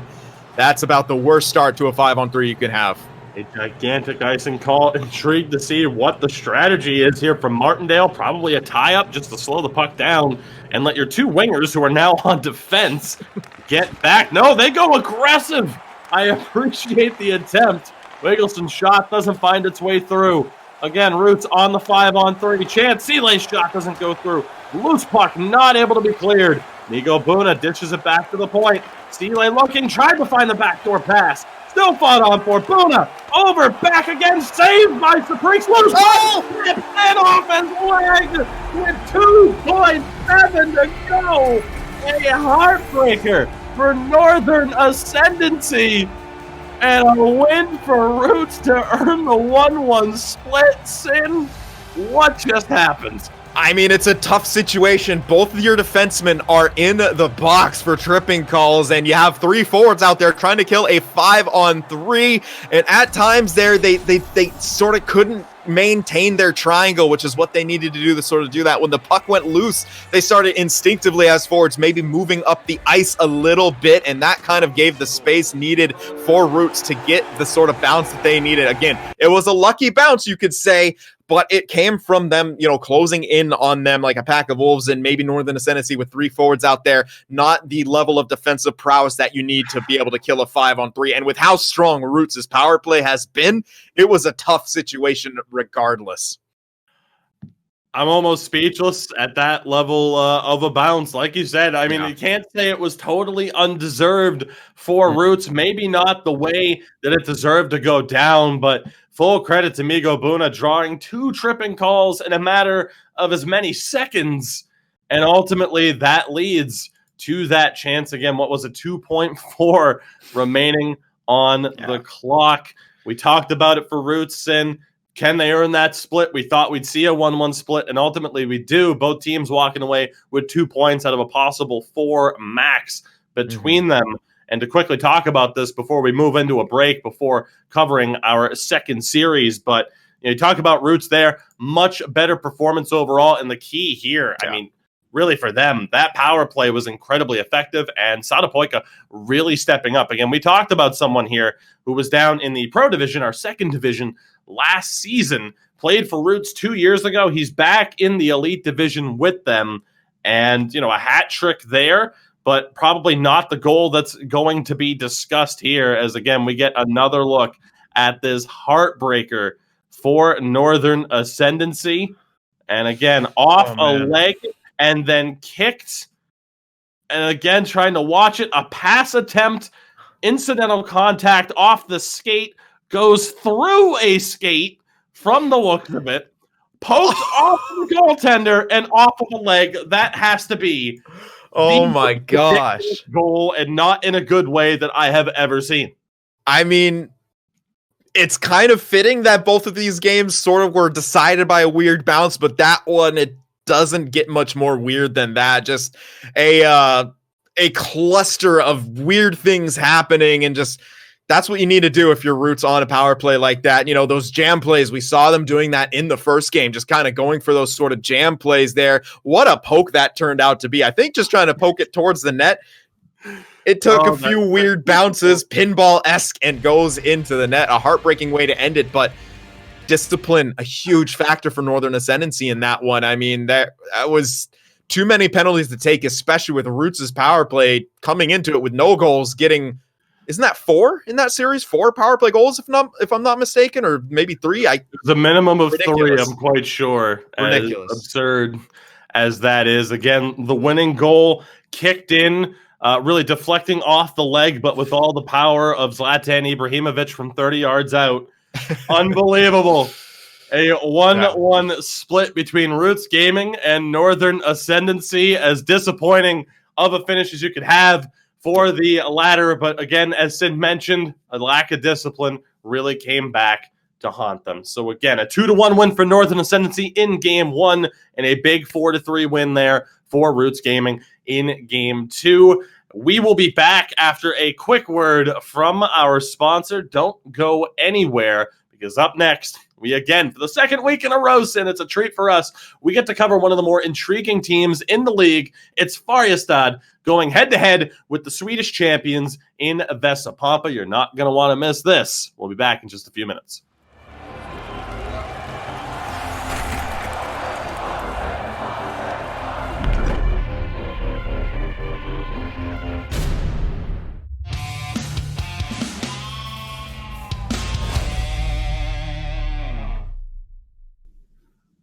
And we are back. Welcome, everybody, again to the second part of our presentation here, the ECL Elite Division, Season 11, brought to you, of course, by Wilhelm Sin. As you heard it, flaming hot snacks. There's no better place to get them than from Wilhelm. My name, of course, is Tuki, joined as always by my broadcast partner, Sin. For those of you who might just be joining us, welcome in. You just missed one hell of a series between Northern Ascendancy and Roots, a 1-1 split there. A very controversial yet highly entertaining goal to decide that second game. And Sin, as we set the stage here for our second matchup, 2 games, the home and home here in the regular season between Vesa Pompa HC, rocking a 5-1 record to this point, going up against Färjestad, a 3-1 record themselves. 2 very intriguing teams to look at as you get a look at the updated standings following the first 2 games here of this broadcast. And Sin, the big thing to note here, I mean, you talk about Vesa Pompa, someone who certainly wasn't on this pace in the last season. Some changes to the lineups paying dividends, and Färjestad as well, another team where we saw quite a few changes. Stop the count comes to mind if you're talking about these 2 teams. I think they'd take their place in the standings at this stage. Absolutely. I mean, Vesa Pompa didn't quite make the playoffs last year. They're very close, but we've been able to watch their ascension throughout the last few seasons. They were in pro when we covered them. We covered the relegation to get into Elite. They were right there on the bubble in Elite, and right now getting off to an incredibly hot start, 5-1. Right now above Philadelphia. I doubt that stands for the rest of the season, but take a picture while you're there, Vesa Pompa, because it's only going to get tougher from here on out. But I'm so excited for this matchup because, as we mentioned, Vesa Pompa, we've sort of watched their, them come up, but Färjestad, always exciting to watch. I mean, just their ability to get those breakaways happen, the long slap passes, something that we seemingly are seeing less and less of in competitive EASHL. Färjestad sticking to what's working, and it's been working out very well for them so far this season. Absolutely. As you get a look at the team matchups here, we're going to try to speed run through our prep work here as fast as possible because these 2 teams are good to go and are ready for action. So we want to bring you to those games as soon as we possibly can. So let's get you a look at the lineups here for these 2 squads. For Vesa Pompa, we see Vesa, Ekin, and Jörgeli up front. Sparka Ronberg in the lineup for the first time as well. And, of course, next to the captain, Lemonins, and it's phase between the pipes there. Of course, we'll get you a look at further stats from there. For Färjestad, it's the lineup that we expect. Afe, Malin, and Antonio up front. Yes, formerly of Vesa Pompa, so an interesting matchup there. Furion and Arubatas on defense, and McSavid between the pipes. Let's get you a look here at the center matchups as well. And an interesting point total here, of course, Ekin leading the way. But Sin, I'm going to ask you a general question as we cycle through these matchups. I want you to talk about the one matchup specifically that really stands out for you here so we can get to our keys to the game as soon as possible. Oh, man. I mean, the one matchup that stands out, I got to say, it's the forward matchup. That's the one I'm looking at. We saw, Antonio taking on his former team where he played defense. And, with how strong, the FBK front is, Afe able to get on those breaks so quickly. He's got 5 goals, 0 assists. Doesn't matter. He finishes. That's really all you need. And, of course, the insane points from Vesa and Jörgeli there, putting up the numbers in big bunches. So I'm really interested to see how these 2 wingers kind of go up against each other. Absolutely. Again, as you get a look at that winger matchup, of course, the defensive matchup, very interesting as well. As we talked about, a season debut for Sparka Ronberg, and of course, on the on the flip side here, some defensemen that are able to put up points as well. It's going to be interesting to see how this one plays out. But Sin, perhaps the battle of the goaltenders stands out the most for me. We've been singing his praises for the past 2 to 3 seasons. The former Rundqvist, now known as McSavid, living up to that hype.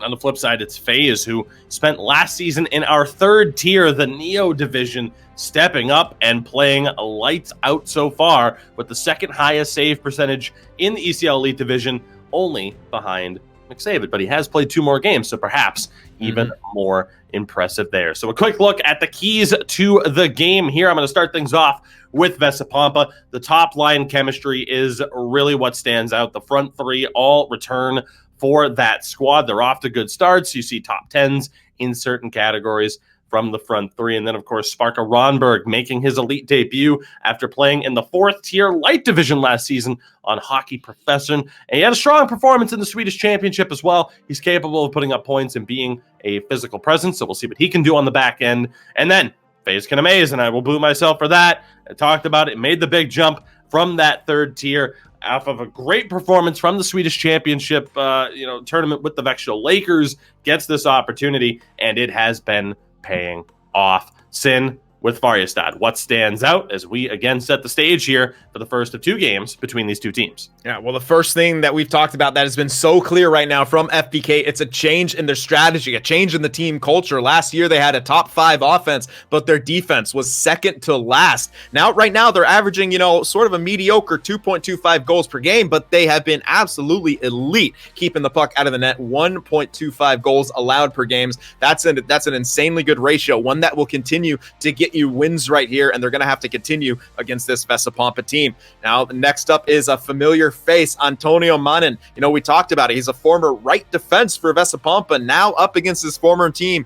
He's having a good start here on the offensive side of things, wanting to transition to forward. And this is going to be a bit more extra motivation here going up against his former club to kind of, stick it to them and, be able to have something to chirp him over the course of the next few days. And the last but not least, Mick saving the day. We talked about him so much. Mick Savid, formerly known as Rundqvist, he's continuing his solid postseason performance here into this season. And I think what FPK did, they recognized how strong he can be, his ability to save a game. And if they short up those defensive supports, they could have a top goaltender on their hands. And so far, he's performing like that top goaltender, leading the way in save percentage and goals against average.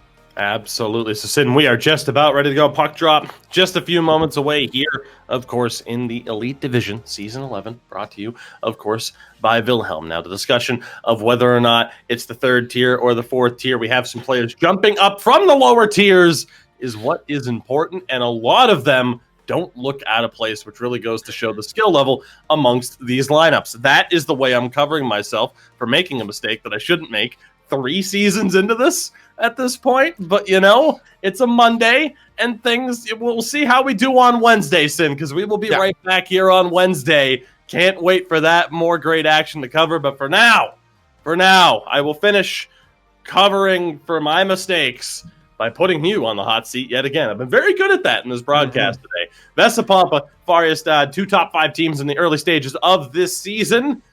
1-1 split again? Quite possible, but we've seen, Färjestad just have the ability to take on these top 10, these top teams and really stick it to them. Now, it is early. How top of a team is Vesa Pompa now? Are they for real? Is this just a hot start? These questions are all going to be answered here in this series because Färjestad, a playoff team from last season, a team that advanced to the semifinals, who actually, gave Philadelphia, formerly Linköping, a run for their money. So it's going to be very interesting to see how this series kind of comes to fruition. But Vesa Pompa pretty strong so far offensively. Färjestad pretty strong defensively. We'll see if they get that quick strike potential against Vesa Pompa. Hey, there we go. A little bit of a mic mute there too. Sin, I am firing. You're on it. You're all killing it. Cylinders right now.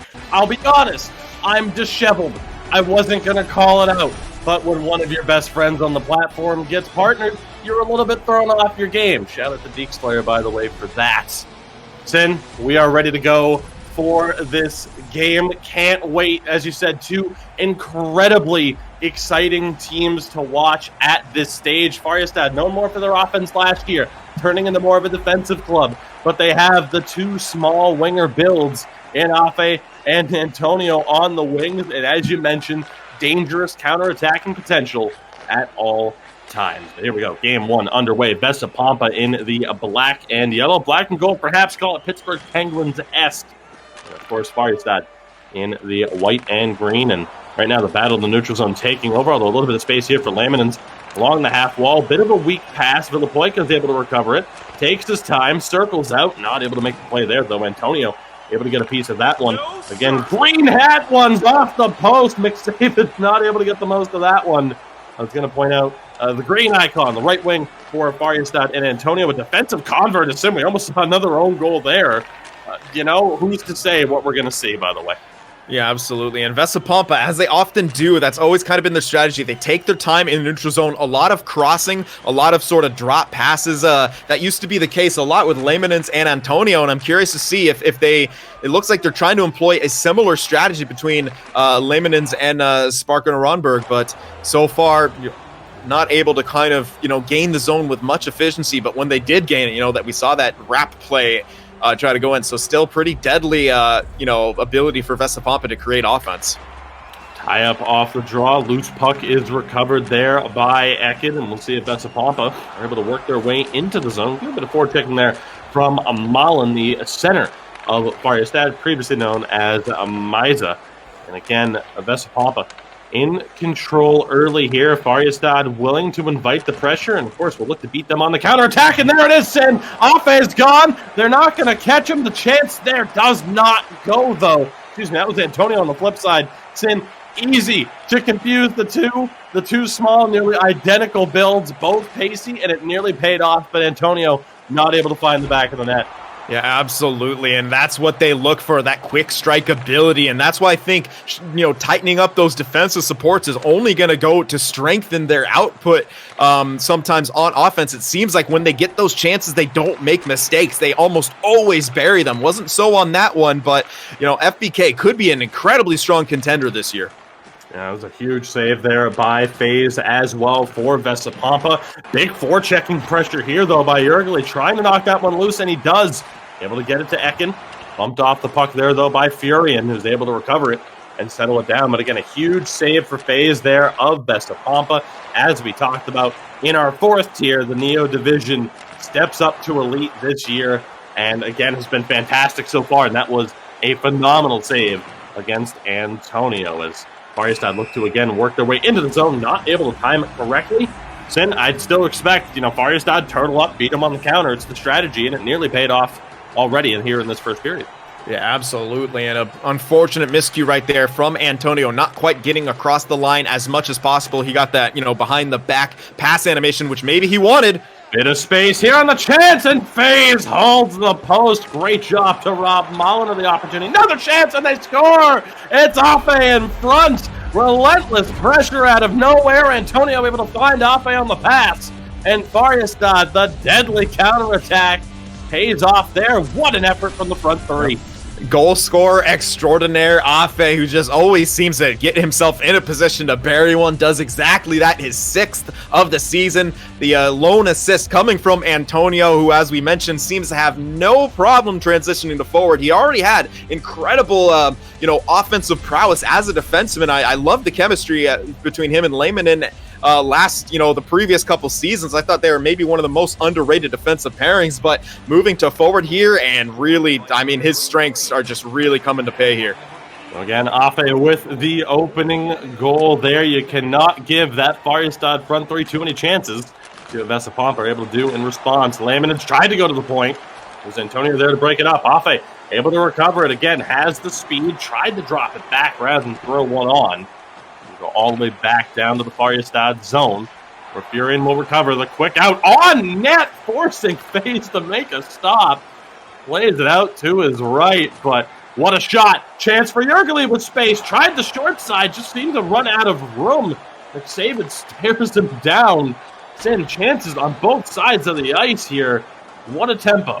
And a great saucer pass off the boards to spring Jurgeli for that chance. And I'm not too sure what happened. It seemed to me like he was trying to maybe, as you said, get it on the short side and just got one of the maybe a slower shot animation right there, which led him to shooting it from behind the net. It looked a bit odd, but I can't say that I think he just hesitated too long on that one. Space again for Jurgeli all the way around. They tried to go back to the point, perhaps one pass too many. Jurgeli, the right winger there for Vesa Pompa, of course, the blue icon over his head, really looking like a dangerous player today. He is, of course, in general, a dangerous player. And speaking of dangerous plays, poked away at the last second. I think that was Malin who nearly had the chance at an almost open goal against FaZe, who made some great stops but could not stop the difference maker. It is Afe with the lone goal of the period. Färjestad, the 1-0 lead. Yeah, and a very good awareness, clock awareness from the defensive pairing of Färjestad. Rubitas jumping in the rush, which you usually don't see from this Färjestad team. Rubitas, Furian, you feel very good at playing defense, and almost both of them more stay at home because if you have Antonio and Afe with that sort of speed and the sort of strategy that Färjestad likes to employ, there's less of a need for your defenseman to get involved. But very good from Rubitas right there, giving another shot option, another pass option, on that rush right there, knowing that even if Vesa Pompa gets the turnover, they don't have enough time to attack right there. So, Färjestad looking on their game so far. Vesa Pompa, not looking weak, I would say, just, not quite there. Only one shot in that period, and Färjestad so far with the lead, looking very good without the time on attack, but that just seems to be what Färjestad does. It's the quick strike ability that they have that makes them so dangerous, and now with a better defense, shutting teams down, looking quite good so far with the 1-0 lead after one. Malin as well, 4-1 on the draws for Färjestad. Something else to keep an eye on, the face-off battle, and they win another one here. Afe tried to walk his way through, unable to do so. Let's see what they can do here. Again, another counter-attacking opportunity. Malin loses it. Yargeli, the chance, tries the move, just can't pull it through. Shots banked off the back of the net by Ekin. The fight down below the goal line here. Färjestad are going to hold on to maintain possession, but Sim, that 30 seconds or so of time on attack, the least surprising thing I've seen today. Furian across, just doesn't go to Afe. Great defense there by Vesa Pompa to adapt to a rapidly developing situation, and again, so dangerous with the speed of the front three. But a chance here perhaps for Vesa Pompa as well. They just can't get those passes. There's no space. The defensive structure has been fantastic, and what a play here to free Afe and gain the zone, and continuing to take advantage of that speed. Again, FPK cycling around, looking for space. Can Färjestad find the opening? What a pickoff. Laminen's the captain, saving the day. Afe nearly had his second of the game. Loose puck off the pad of McSaven, and again, the secondary chance is taken away, but Jurgeli, an opportunity there, just not able to get the piece of it. Färjestad backing on the counterattack. Rubitas stepping up. He'll drop it back to the centerman, and now again down low for Antonio. Goes back to the point. The defenseman just able to recover. Good work here from Färjestad. Toe drag, not able to get the pass off, but they still recover. Malin continuing to fight for it, but Vesa Pompa with a good defensive display of their own sin to not allow that pass into the high danger area. Yeah, absolutely. And Färjestad really rotating very well on the rush too. Ooh, good chance there in front from Ekin, just not able to get a ton on the shot. Tremendous pace here through the second period. Again, the first game of two between these two teams. Malin brings it down low into the corner, has a couple options here, goes around the back. Afe tried to find Antonio, but again, great defense here. Sparker Romberg, his season debut, the left defenseman Teal in the black and gold, in possession of the puck right now, making his season debut next to Laminens. They've done a great job, but a bit of space here from Malin. Again, great job on the back track, the back pressure, more so from both defensemen. Again, the action, incredibly fast-paced, but an errant pass there. Shot off the boards in the style of a pass, just off the mark. And as I mentioned, Färjestad, the face-off advantage, big chance here. Yeah, absolutely. If Malin can win this, I like their offensive zone pressure. They're really trying to, sneak those passes through. Unfortunately, good win for Ekin right there. But, I mean, we saw it a bit ago with, trying to find that pass that was intercepted by Laminens. It was just, penalty coming up here as well, just as I was trying to make a point. Something else happens here. Färjestad going onto the power play. They looked pretty good. What was that? It was Villas taking a seat. Oh, yeah, absolutely. Oh, my bad. Yeah, well, what are you going to do? The opportunity here, though, on the man advantage for Färjestad. They have it down low in the corner. Can they take advantage of the man advantage? Great patience. Chance across off the pad of Färjestad. Afe just not able to get the majority of that one. Yeah, and that's the play that they keep looking for. Afe on the back door. That was the one that I was talking about. Intercepted by Laminens earlier, and they look for it once again. If it, go back to the well. Sometimes you keep drawing fresh water. Chance there. Antonio throws one in front. Ekin able to come up with it. This one back into the neutral zone. 55 to go on the man advantage for Färjestad. Quickly regaining offensive control. Great movement. Malin back to the point, and another big save by FaZe. Furian throws one on from beyond the face-off dots and just not able to pick a corner there. Another big save tip. Yeah, and FaZe has looked pretty good right here on this penalty kill. As you see Ekin running on empty with his stamina bar. Not paying for it quite yet, but he's playing, incredibly defensive. It's so hard on the penalty kill when you have no stamina right there because it's hard to chase. It's hard to get yourself back into position if you do chase, so you have to really play stationary. They survive the penalty kill there.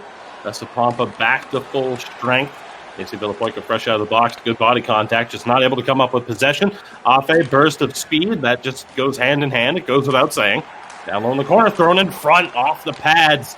That one not able to be held in. Chance here for Laminens perhaps to find an outlet pass, but he'll take his time.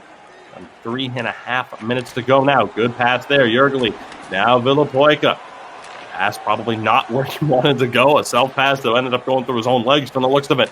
Furion stepping up, dishes back to the point. Again, great cycle control here. Great movement. Poked away. Jurgeli, does he have the step on Rubitus? He doesn't. He's forced to cut back, but maintains control. Laminens along the half wall, pass in front, and again, nobody there. But Vesa Pompa still maintaining control. Back to the point. Romberg, the shot on, doesn't go through. Tries to hold it, can't do so. Shot over the top of the net, but still forcing a save animation there from McSaven. 5 seconds here, Sin. Sorry to cut you off there, but tough to not see the clock as Antonio wires one wide. Sin, a couple of moments there where a rarity for us, we end up talking over one another, but the issue there, the fast and furious action between these two teams, it makes it difficult to try and set you up to get a word in edgewise. Yeah, no, absolutely. I didn't even notice the clock. That's how fast the game was going, back and forth action. And I was just going to mention a couple sort of a rough sequence there from Rubitus, who I think sort of acknowledged that at one point with a bounce in his own end. Wasn't, near a shooting lane, so maybe just a little frustrated with himself. A couple turnovers right there as the first one on the point where he just didn't move the puck quick enough, couldn't protect it either. It was a great poke from Jurgeli to force the play going the other way. Then again, in his defensive zone, when he turned back to protect the puck, he missed the other guy in the forecheck coming from behind the net. Another turnover right there, which gave Vesa Pompa more zone time, but for all of their zone time, only 2 shots on goal, and they haven't put the puck in the back of the net. You got to be able to test McSaven right there, and you have to make him make a save. He's too good at, with the efficiency, and with FBK's defense this year, they're really good at not allowing those high-quality opportunities. So if you're Vesa Pompa here, honestly, volume is gonna be a huge part of your success. You got to start getting more shots. Just 2 registered shots for Vesa Pompa. They know they're capable of a higher offensive output. Jurgeli, the chance again, tries to throw it in front. Villapoica down low again, gets it back from Jurgeli. Tries to just find his way through and dance past Furion, but no space there from the defenseman of Färjestad. See what Vesa Pompa can do here. Still looking for their first goal of the game. So often these first games. Now great poke check. Antonio has Afe with him. Poked away though. Great job by Laminens. The former defense pairing meets up there. And Laminens gets the better of it, but takes the hit. Can't exactly make the play. And a chance now. Mullen trying to find a bit of space. Burst of speed through the neutral zone. Along the half wall. Takes the hit. Recovered by Antonio once more. Mullen not able to find space to get a shot on goal. It's Parker Romberg able to recover this one. Again, making his season debut. Scramble there, a bit of space. Does Mullen have the speed? He doesn't. He's forced to cut back. Has some passing options, though. Quick D-to-D. Shot wired wide by Furion. It will force the cover, though, from base. Yeah, good, I don't even know the word I'm looking for, but good job from Furion to just kind of take that shot right there. They don't want to turn it over at this stage. They want to try, and they're having trouble sort of gaining the zone and keeping the puck in. So just sending it down low actually resulted in a face-off. Didn't quite go their way as Vesa Pompa got it out pretty quickly, but it was a bit too hectic right there, I think, for Färjestad. There is getting a little dangerous. They did get some turnovers, some rushes of their own, but they weren't able to do too much with it. Now they're just kind of taking a breath, sort of resetting here, getting their stamina bars back up and, their quick strike ability back in full force. It seemed like, when we saw the cutback from Mullen, he just didn't have the wheels anymore. Just over 8 minutes, or just about 8 minutes gone here in this third period. Pass down low. Jurgeli on the doorstep. McSaven forced to squeeze the legs to keep that one from crossing the goal line. Hasn't been tested too often. And, of course, very dangerous for a goaltender, you could say. Well, the great defense is more than welcome, and it certainly is, but not getting that many shots against is another one rifled wide by Laminens. Not seeing that many shots against can be tough when you finally see a grade A chance on your doorstep, as Laminens can't get the outlet pass to GOALIE. GOALIE has been efficient in this game, one of the more aggressive forwards, actually leads the league so far heading into today's action in hits amongst forwards, so a constant forechecking threat. But right there, the errant pass leads to this. Now Färjestad, the offensive control. Antonio single-handedly driving to the net, just not able to pull the trigger on the shot. Again, the defensive convert not looking out of place up top. No, absolutely, and it was a good job from FaZe to trust his defense. He knew the pass wasn't quite there from Afe, so he held on that short side post, made the save. Laminen's back to GOALIE, throws it in front of the doorstep. It's tipped in by Ekin, and Vesa Pompa have tied it. A bit of a broken play. Laminen's the captain, driving to the net, loses it, but Ekin is there to bury it. His 6th goal of the season. Vesa Pompa tied this one up, Sin. Yeah, I like it. Just getting pucks towards that net. I believe that was Laminen who, with that first initial pass down low, trying to hit, I think it was GOALIE there. It ends up going to Ekin, sort of, as you mentioned, a broken play, a trickler down low, as we saw, the first game of our first series end, just kind of a bouncing puck, and someone gets a stick on it. Works out for Vesa Pompa, but that's what happens. You need to continue to do that. Get pucks to the net. Take any goal you can get. FBK back in on the attack here. Mullen has options, waiting for space, nearly hit Antonio. Chance now perhaps for Vesa Pompa on the counter-attack. GOALIE loses it to Fury, and he's had a great game defensively for the most part, aside we could probably say from that last goal going in. Good outlet pass, carries all the way through, Afe can't bury it on the breakaway as FaZe stares him down, forces him to hit the side of the net, so another breakaway chance there for FBK. Just no conversion, but there's a conversion from the point.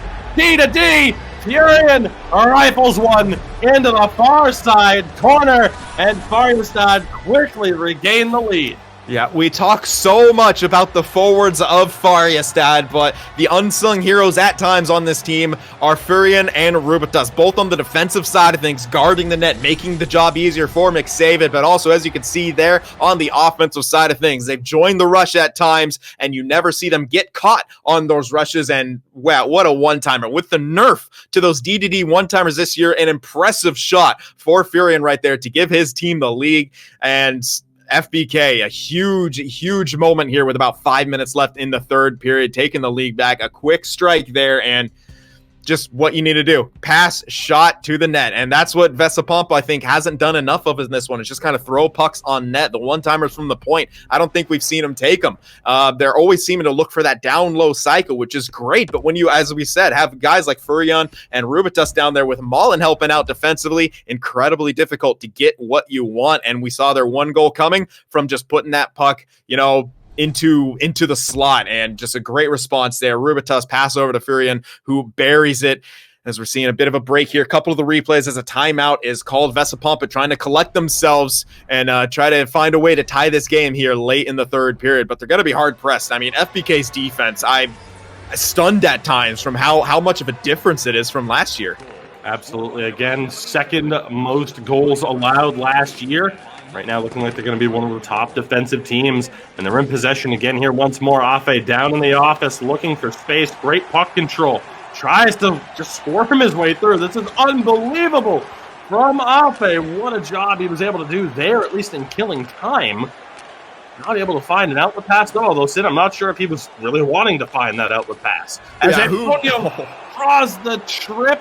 Sparka Ronberg going to the box here. Sin, you were about to say, we'll set the stage. Power play coming up for FBK. Brutal time for Vesa Pompa. Yeah, absolutely. And that play by Afe was just kind of he's got the smallest build on the ice, but potentially the smallest build in the ECL Elite, and he somehow maintained possession back there behind the net. Just goes to show you, it's not all about the build. It's playing what you're comfortable with, getting good with that build. He knows its capabilities, dancing around back there, killing time. Now they have a power play to work with, but a good clear by Vesa Pompa to slow things down. Chance here now for Antonio. He'll drop it back.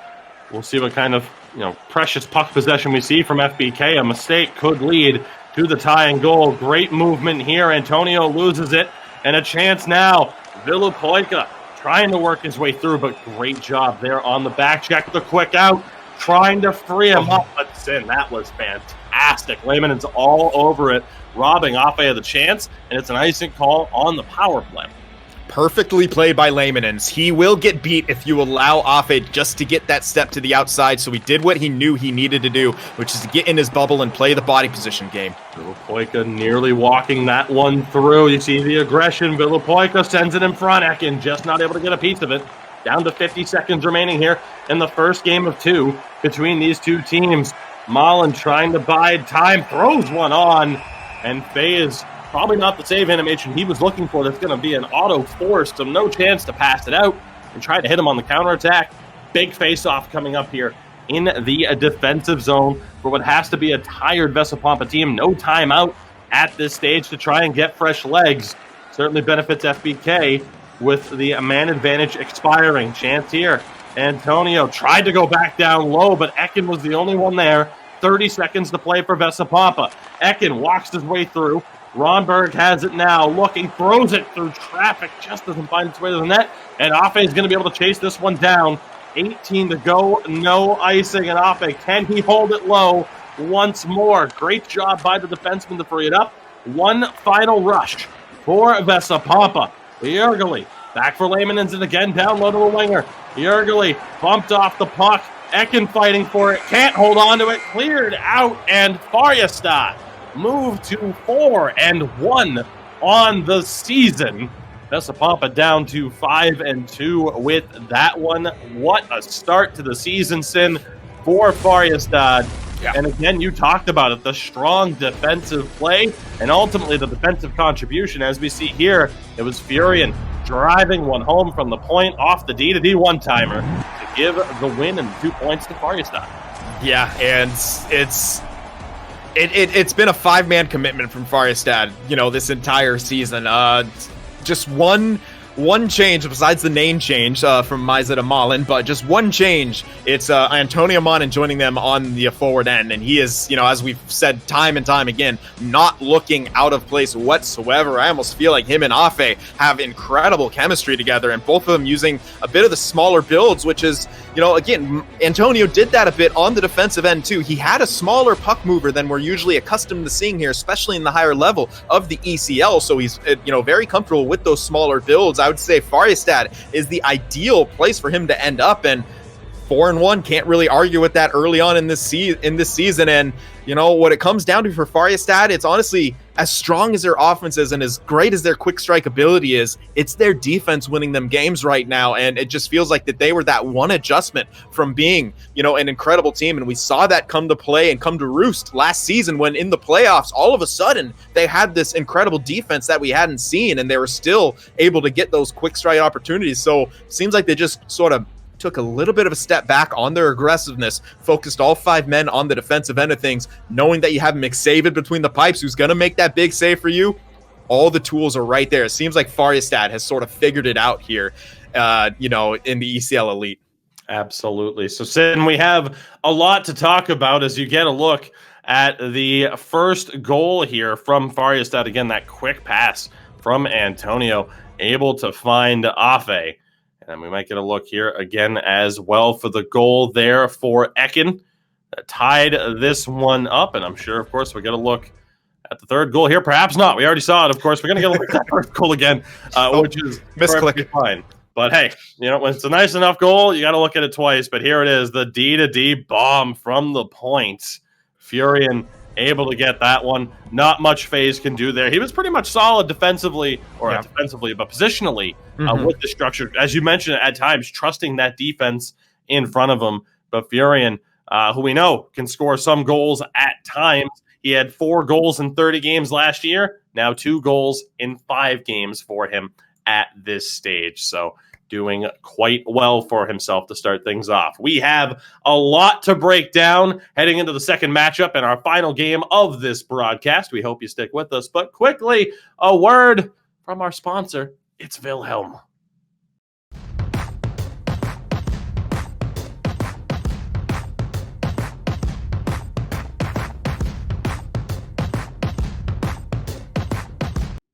Nothing like sour cream snacks and flaming hot snacks. Now, it was pointed out, saying, I don't know what's going on over there. That's an interesting little camera glitch. Maybe the hole is being bored through the wall. I don't know what's going on there. But if this is my last broadcast from whatever that is ultimately killing me, it was a great ride, and I'm very appreciative for the platform that we've had here, because in our time associated with the ECL and NHL Gamer, of course, we have been able to call some fantastic games, which brings us to the fourth and final game of this broadcasting, because I have a feeling, much like we saw in that first game, or the first series that we called a little bit earlier on, where the first game was a bit of a defensive battle, and then the offenses woke up a little bit and connected on a few more of those opportunities, I can't help but think that we're going to see the same thing happen. As there we go. Look at that. I might not die today after all. What a great feeling. I was going to mention maybe, it was this, a wormhole caused by just the speed of Afe and Antonio tearing a hole through time and space into your bedroom there. But, a good thing that you're safe now. Just a bit of a green screen glitch there. Yeah. It's, it's just one of those things. But, ultimately, I have a feeling whatever goalie we jinx here might just reopen up that portal and drag me through it straight to Sweden or Finland. And, I might not be back, but hey, it is what it is. Regardless, we are just about ready to go. I don't know where this conversation's going or how this happened, but you got to look at some of the more recent results of the day. Sin, for me, what stands out, Philadelphia 2-0 over Conquer Gaming, and of course, Northern Ascendancy and Roots, the series that we covered earlier in this stream, the 1-1 split there. Perhaps as well. I mean, standing out, Jyväskylä getting back to their winning ways over Kova Esports after a bit of a rough start to the season. Yeah, and they really needed that, a big two-win performance, because we mentioned it, they kind of got out of the gate slowly. One of the larger turnovers, roster-wise for a team, and, with the result of the playoffs last year, we kind of felt it coming, and maybe even a change to some of their, gameplay style and culture, trying to get that chemistry going, but good to see them get a couple wins. Absolutely. So again, just about ready to go. You see the teams in the lobby, in the locker room, and again, and you get a look there at some of the builds, and of course, incredibly small builds for the two wingers there of Färjestad. Always intriguing, kind of the meta beyond just watching what these teams do. There's always a discussion, of course, over, hey, what build works best, what works for you. But ultimately, it is when we see the two smaller wingers for Färjestad doing what they do that you really do see a big difference, which leads me to my question for you. What are we going to see in this game? We postulated the 1-1 split. That's certainly still on the board. We know what Färjestad's going to look for. What does Vesa Pompa have to do? Is it just a matter of needing a little bit more luck and for these chances to go through? A little bit of that, but they also need to make more effort to get the puck to the net. I feel like at times they were dancing around, taking a little bit too long to pass the puck towards the slot. Sometimes just try to force it through, especially this year with intercepts being a little bit weaker. Yes, pokes are stronger, but unless you gear your build to high defensive awareness, the intercepts are much harder to come by, especially in tight, especially really, kind of charging up that right trigger, or R2 as we're playing on PlayStation here.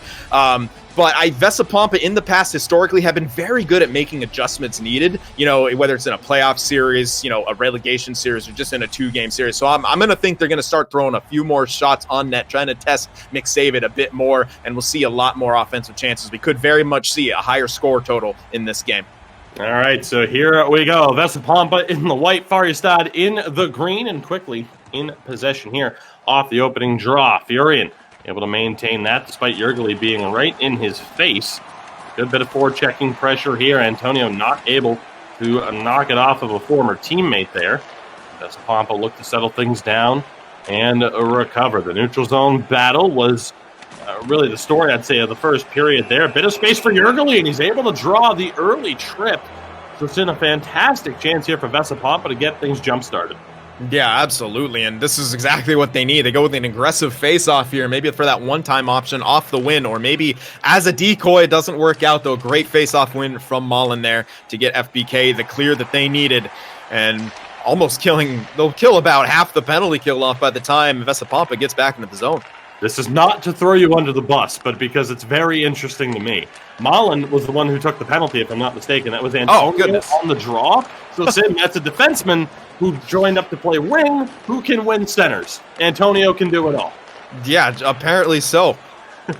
What an opportunity there. Can't clear the puck, though, on that attempt. Ekin banks it off the boards. Romberg down low, throws it in front, and again, that heavy collapse from Färjestad paying off.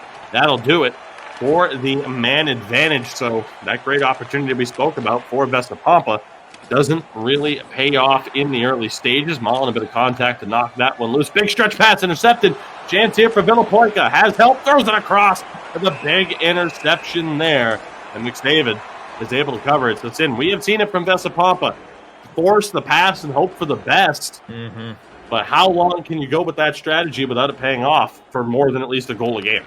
Yeah, and that was a pretty good opportunity for them. A great intercept to see a shot right there, and McDavid with another great stop, as he so often does, but I do like it. Vesa Pompa seeming to be more willing to take the shots right now. They probably wouldn't have taken that sort of shot in the last one and looked for that down-low cycle, so I do appreciate that adjustment. Certainly got to test a goaltender the caliber of McDavid a little bit more. That one just wide, nearly deflected by Jurgeli. Has the chance, goes back to the point, blocked down in front. And a lucky bank there off the shins to avoid the breakaway. Interception, Villapoika, the spin back there, flex, and it's in! What a play there, intentional or not. It's Jurgeli finding the back of the net. Actually, it's Ekin there, didn't it? I thought Jurgeli got a piece of that one, Sin. I'd love to be able to see that in instant replay. But regardless, what a goal there for Vesa Pompa to get the momentum. Yeah, absolutely. You do not see McDavid caught out of position too often, and that just goes to show you how weird of a play and the bounces that was. But an excellent job by Vesa Pompa to once again pressure the defense, force the turnover on the breakout, and capitalize on a quick strike play. They got that triangle formed with the quickness in the offensive zone and got the quick chance from it. They have the lead now, 1-0. Back to the point here. Furian tries to get it down low for Antonio. Finds Afe through the crease on an errant pass that was knocked loose, perhaps. Huge step-up hit there from Afe. All 5'2" of them. I don't think he can make builds that short, but I wouldn't be surprised if that's how short he was, as this one goes down for icing. Incredible chances down the other end for Färjestad. Chances they didn't even have to create for themselves. Yeah, I don't even think that was a hip check. I think he just stood him up. What a beast. He can do everything. The one-timer from Furian again doesn't find its way through. The chance here now one more time. Jurgeli, always a forechecking third, as we mentioned. Ekin, the goal scorer here. Again, Villapoika throws one on. I think that hit the blocker of McDavid. Vesa Pompa looking a little bit more confident now. Jurgeli down low for Ekin. Holds it in the office, looking for a bit of space. Has his options, tries to wrap around a second chance. But McDavid, strong to the post, comes up with that one. Then this is the confident offense that we expected to see. Absolutely. And the adjustments have been made. They're trying McDavid from every single possible angle. The side of the net, behind the net, the shots from anywhere, like you saw right there. Glove side as well. Jurgeli in front. Ekin fighting for it. Still comes up with it. Relentless pressure here from Vesa Pompa. Down low into the corner. Again along the half wall. Jurgeli. Quick passes to try and find space. Chance here. Doesn't go for Sparka Ronberg. Nearly found its way to the back of the net on the short side. What a great opening 14 minutes here for Vesa Pompa here in the first period. Färjestad not really able to get out of the gates as Ekin intercepts that one. Jurgeli will recover the puck from behind him. All the way down low. Villapoika tries to probably not go all the way to the point. Foot race for the puck. Afe is going to win it. Chance for Färjestad. Back to the point. Furian has options. Antonio tries to pass through. Furian again maintains it. Self-pass off the boards. Let's see what Afe is able to do here down low in the corner. Malin trying to help him out. Great defensive layers, though, on display from Vesa Pompa. Dangerous cut in front. Mark Romberg, but he ultimately doesn't pay for it. Vesa Pompa will slow it down, get that controlled breakout. Good job there by Villapoika. Sends it into the other corner for Jurgeli. Now again, great movement. No shot on there from Villapoika. Perhaps held it for a little bit too long as we approach the final minute of play here in the first period. Good hit there to free up the puck, and we'll see if Färjestad can grab a little bit of momentum here with a late goal. Malin has options, but trouble against Jurgeli. Villapoica trying to lead the rush, turned over. Mullen can't find Antonio. 7 seconds to go, nearly turned over, putting Sparker Romberg in a rough spot, but he's able to skate himself out of it. Chance here, late pick save by McDavid. And that'll bring us to the end of the first period. Sin, much better from Vesa Pompa to get one past, as we saw there just a second ago, the statuesque McDavid. Yeah. And a much better start for them. Yeah, and absolutely, and it's exactly what Vesa Pompa needed, just trying to throw the puck on net as I was, just starting to make that point before the action picked right back up, and they did just what I was talking about, threw the puck on net once again. It just sailed over the head of McDavid there, but that is a monumental difference of first periods from Vesa Pompa in that one. I mean, they were really getting the chance. They had Färjestad on the back foot, and they really pressured Furian and Rubitus there. Just to really, force them into making mistakes. And with those long stretch passes, the only weakness of that as a defenseman is if you fail to make it or don't have enough time to make it. And that's what Vesa Pompa did. They didn't give them enough time to make those long stretch passes. And, as fast as, Afe and Antonio are, if they're caught up the ice, they are hard pressed to get back into it no matter what. And as we're seeing there, Ekin, I think that goal went off the defenseman, and that's why he got credited with it. I was with you. I thought that might have went off the forward in front there, but either way, 1-0 for Vesa Pompa after one. Färjestad, while still being pretty good on defense, they're not able to get that quick strike going on the offensive side of things, because as I mentioned before, the long stretch passes being taken away and pressured by Vesa Pompa. Absolutely. So here we go. Second period underway. We'll see who gets that next goal, if there is one important here. Ekin, the pass, and what a glove save! Nearly had that goal in a matter of seconds, but Jurgeli denied on the one-timer by McDavid. Yep, right where he needed to be, but I like it from Vesa Pompa. Keep trying all the different angles out to text McDavid. They face off here. Färjestad come up with it. See if Afe can find space. Forced the drop back, gets it back from Mullen. Good job to maintain control here. Great movement from Färjestad. Much better. Throws it in front, nearly finds its way home. Again, Mullen tries the short side, and again, Antonio just slaps that one wide. Chance here. Good pressure. Villapoica able to walk away with that one. Cuts in. Loose puck, though, taken away by Antonio. Again, talking about him a lot here. The defensive convert knows how to help out back there. Chance in front. Laminens just takes that one away from the outstretched reach of Afe. So it's in good chances for both teams here to start. Yeah, absolutely. And, a couple times Färjestad defense has been caught holding the puck a bit too long that have led to takeaways and going the other way. Chance here. Antonio has a couple options. Goes to Afe. Tried the short side. Didn't quite go. Antonio again steals it, but no time to do anything with it. Sparker Romberg right there to help take that one away. This one will be offside, but then the forechecking pressure between Villapoica and Jurgeli. We talk about the chemistry of the front three of Vesa Pompa. This is more in line with what we were expecting in game one. Yeah, absolutely. And when you have, a pair of defensemen who were in last game used to being able to take all the time they wanted to make plays, they're having trouble adjusting to the pressure. And, no matter what zone they're in, whether they're trying to, get some space in the neutral zone, trying to make the initial pass on the breakout from their own end, or even on the offensive side of things, trying to protect the puck on the boards. We saw Villapoica is able to steal it and got a break going the other way. Has it here again. Doesn't do anything with it, though. Just brings it down low. No shot, no pass. Jurgeli able to recover in the corner. Gets it to Ekin, picks the short side, top shelf, where Mama hides the cookies. Vesa Pompa take a 2-0 lead. Ekin is taking over in this one. That is his 7th goal of the season, if I am not mistaken. Then he was tied for top 4 to begin this game. Talked about the glove side of McDavid, got caught leaning there, though. Yep, unfortunate break there, but that's what you need to do if you're Vesa Pompa. Channel your inner Lil Jon, shots, and that's exactly what they did right there. 2-0, really changing the pace and changing their fortunes here in the second game. Now all the pressure is on FBK. Let's see what happens here. What will the response be from Färjestad?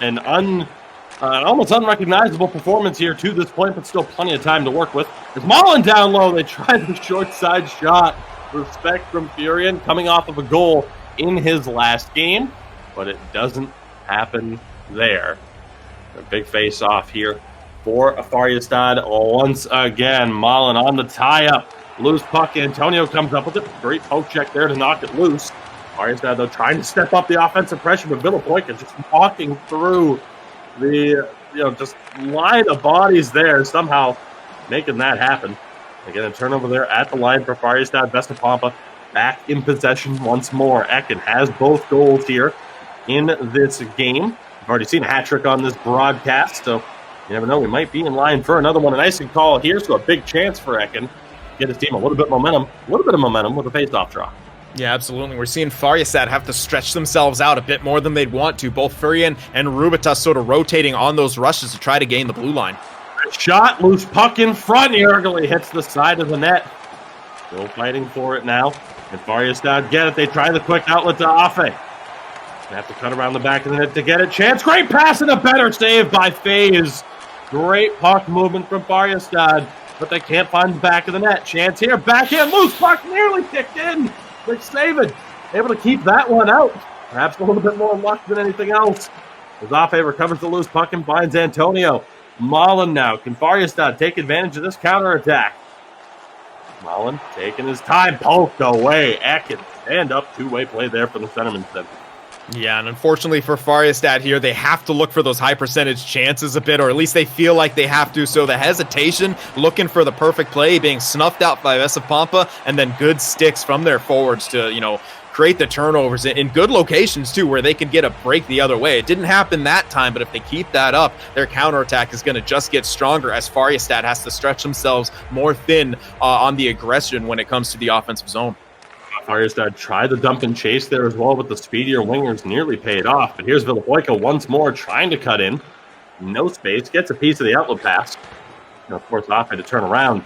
Villapoika right now really stepping up his game, just being a menace on the breakout attempts here for Färjestad. Puck kicked down low along the half wall. Afe able to recover. Intercepted once more by Ekin. What a great defensive game we've seen from the centerman here of Vesa Pompa. As we approach the final minute of play here in the second, Afe gets the outlet pass, can't walk around Lehmanens. And that fast final minute, Villapoika gets a great stretch pass, no help there. Afe with a bit of space, nearly 10 seconds to go. Again, can't walk through Lehmanens. Yergely trying to muscle his way through the neutral zone. One more chance, Mullen poked away, and that'll bring us to the end of the second period. Vesa Pompa add to their lead 2-0 heading into the third period. And again, Sin, we might just be seeing that 1-1 split. Yeah, absolutely. I wouldn't be surprised if Vesa Pompa is able to maintain this because they are looking exceptionally strong in all three zones, especially on the defensive side of things down the stretch. I mean, their sticks are perfect. I mean, their pokes are great. They got sticks in the lane, bodies in the lane. Even on that slap pass opportunity, I'm not too sure if it was 100% intentional or just a good positioning from Sparker Ronberg, who was able to, get in the way of that slap pass and prevent it from being, an in-tight opportunity on the break from Afe. It's just Vesa Pompa. They have the lead. They're able to force Färjestad into playing, a game that maybe they necessarily don't want to play here. As Färjestad, as we see, they are much better at playing from ahead. And yeah, while that seems, that it can be said about every team, it especially works for a team whose system is like Färjestad's here. As we're getting another look at that Ekin goal right there, picking that corner, getting,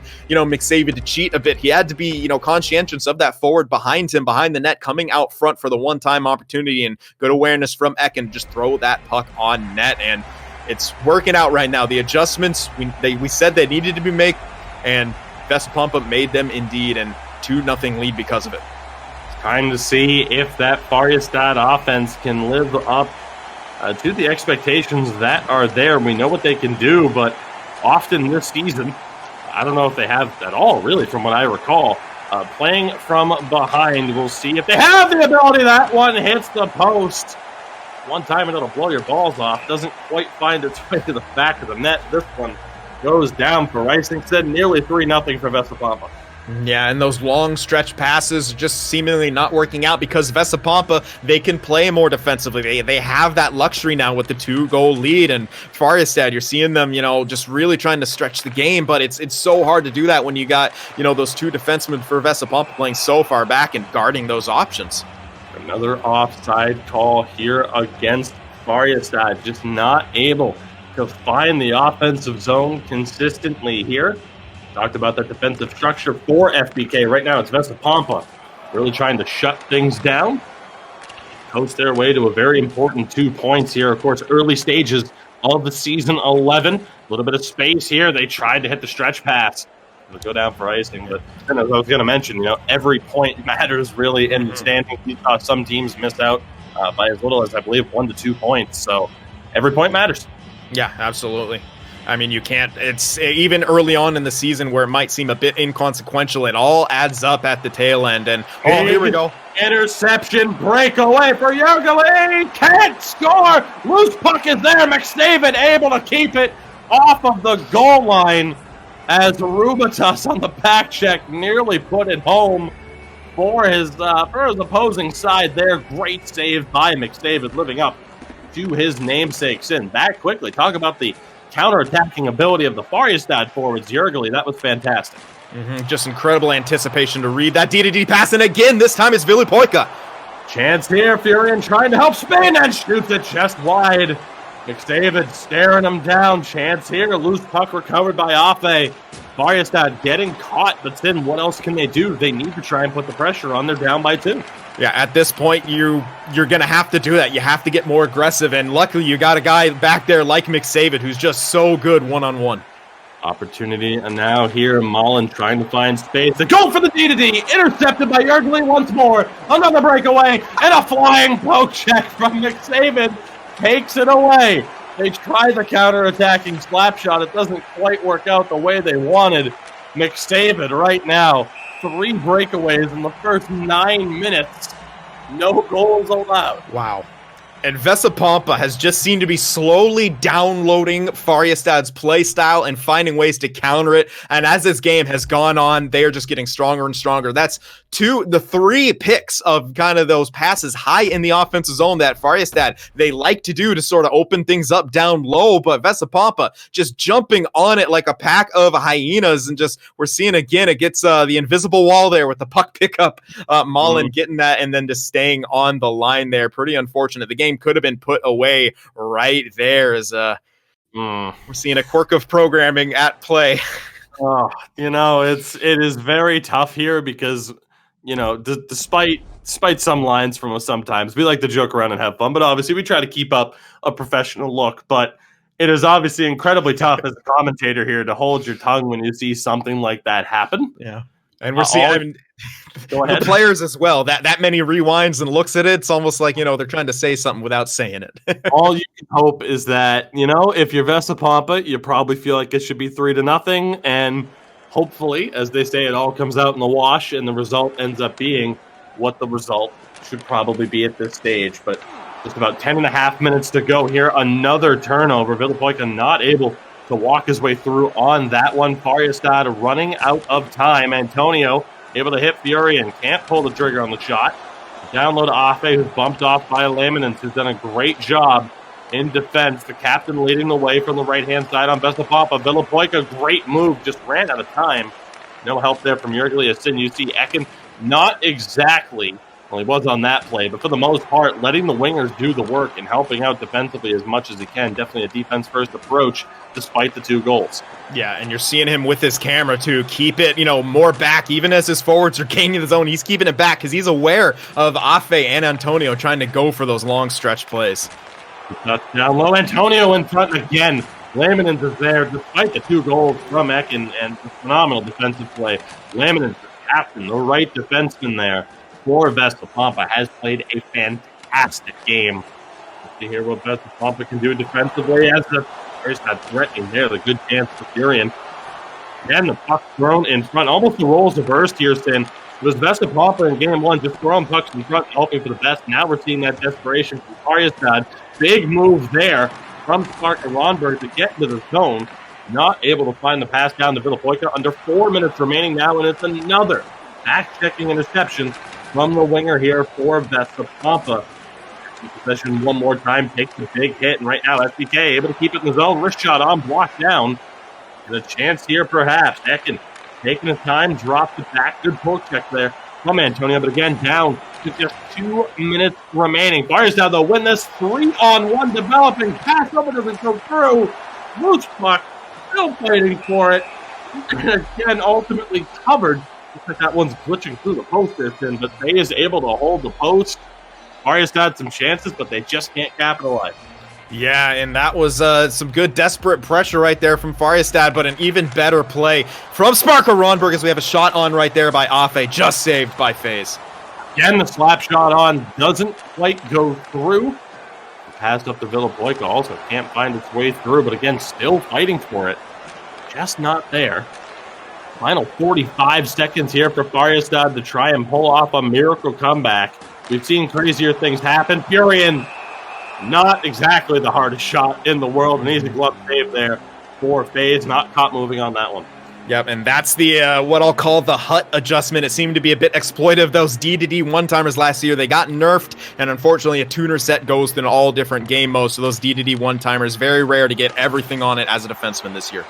Turnover there. Mullen not able to hold on to it. Final 30 seconds to go for Färjestad. Rubatas throws one on deflection, and FaZe able to come up with another save. Hasn't been tested nearly as much, but rising to the occasion again here, talking about someone who jumped up from the lowest tier last year now to the elite, not looking at a place. See what happens here over the final 24 seconds. Färjestad come up with it. Antonio right into the chest. Picture perfect positioning from the goaltender. Yeah, and FaZe is just doing what he needs to do every single play, making the save, swallowing it up, slowing down the momentum. Färjestad, they want it to move quickly right now, but only 20 seconds left. Going to be very hard-pressed to get 2 goals and an excellent face-off win right there.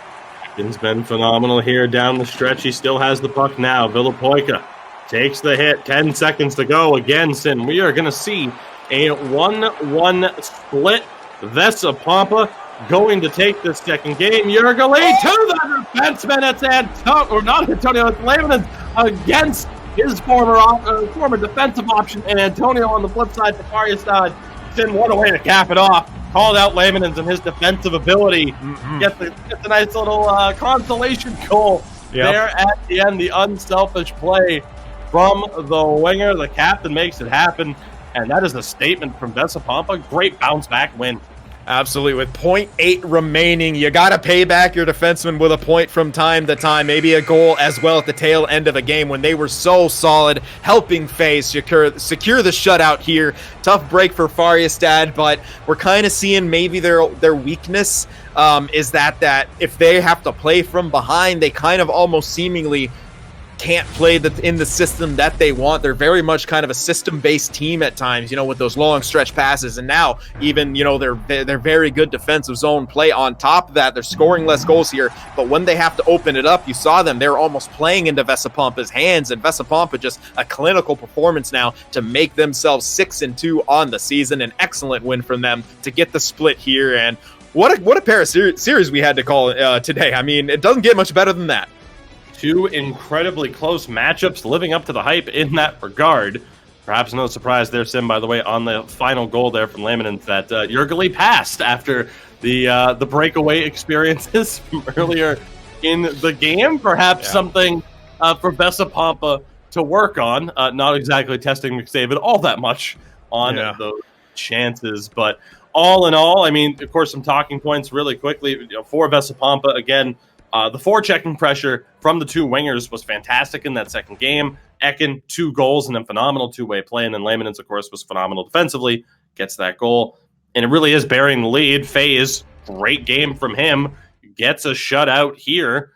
His second of the season already. So 8 games played for him, 2 shutouts for someone who was in our 4th and lowest tier last year. It's unbelievable what some of these new additions to the Elite Division are doing. Yeah, and you know what? I just think it's so indicative of just how strong the ECL is all the way around. I mean, you might have to start talking about some expansion up here to the Elite, making this a larger, division from time to time, because we're seeing all these, individuals from these lower divisions kind of step up and step out into these, bigger roles on these larger stages, and just showing that yes, indeed, they belong here. And it's just it's so cool to watch just the development and just how much raw talent that there is in the NHL, community, and just how much exposure that these guys are going to get now with the emergence of Six's Esports, the future of NHL Esports here. And it's just a pleasure to be able to watch and call. I mean, Sin, I really couldn't have said it any better myself. I mean, again, what a day of action. that we had here. 2 1-1 splits. Of course, you just witnessed the Vesa Pompa and Färjestad series. Of course, if you joined us early in the broadcast, you saw 2 games between Northern Ascendancy and Roots that played out in a similar fashion. So, Sin, all in all, of course, a lot of talking points, and we said it at the beginning of this broadcast, and we'll say it here at the end. The storylines that continue to develop throughout this league, even in the early stages. If it's any indication of what type of season this is going to be, it's going to be the biggest and the best. Absolutely. Again, these teams battling for that $15K prize pool, and this has been unbelievable thus far through the early stages of the season. As we're going to be able to get you guys a look at the latest results here from the day. Again, Sid, now that we kind of have the full outlook, what stands out for you?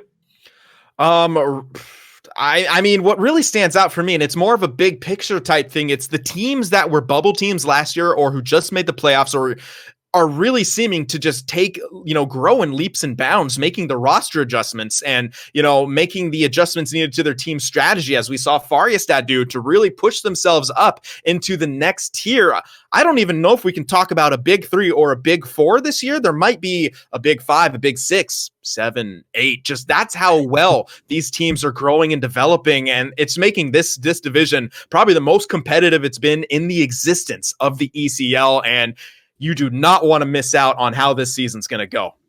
Absolutely. So again, keep in mind as you get a look at the updated standings atop right now, our defending champions in Havu Gaming. And of course, it is the El Clasico of the ECL, Philadelphia, right behind them on their heels. These teams have met in the finals time and time again, the favorite to potentially happen once more. But as Sin mentioned, you have so many teams that are jockeying for position right now. Of course, the left side of the bracket is where you want to be at the end of this season, but so many teams that are trying to prove like, hey, this is not a 2-team league and we can make things happen. But as you get a look at the standings there, again, a reminder, Sin and I will be back on a Wednesday around the same time here in terms of the start. I believe, Sin, it is 2100 EET, if I'm not mistaken, which comes out to about 1:45 to 2 p.m. Eastern Standard Time on Wednesday. We will be back. 2 series going on. Sawo Esports, if I'm saying that correctly. I hope that I am. A new edition, of course. A rebranding in the ECL. Of course, we continue to grow in terms of brand representation and club representation as well. Exciting things going on. They'll be taking on Gotham Knights. And then, Sin, 2 teams that we thought last year might take that step up to challenge that big 2, Yippee Vaskala and H-Reds. And Yippee Vaskala, a lot of roster turnover. Unfortunately, not the best start for them this season, but they're picking up a little bit of momentum. You saw them on that right or on the left side of the bracket where you want to be. You could call it the right side of the bracket in a way. Can't wait to see how that matchup plays out. Our first broadcast of 2 this week, and it certainly lived up to expectation. Yeah, absolutely. And I think it's just going to keep getting better and better and better as the chemistry builds, as we sort of figure out how this league is going to end up. We'll get a better picture of it. But really, I mean, last year is, the 8, those first 8 teams, you kind of knew who the top 3 was going to be. Then it was anyone's game throughout there. At this point, man, it's anyone's game all throughout this. You can see, the teams with, over 500 not make the playoffs this year, whereas last year it was teams sub 500 who squeaked into the playoffs. It's just so competitive, and they can challenge some of those top teams like Havu and Philadelphia. It hasn't quite happened yet, as both of them are undefeated in regulation. Havu undefeated, plain and simple. But if there's teams that can do it, it's these new guys who are really growing in leaps and bounds. I'm incredibly impressed with Vesa Pompa and how much they've improved from last season to this season.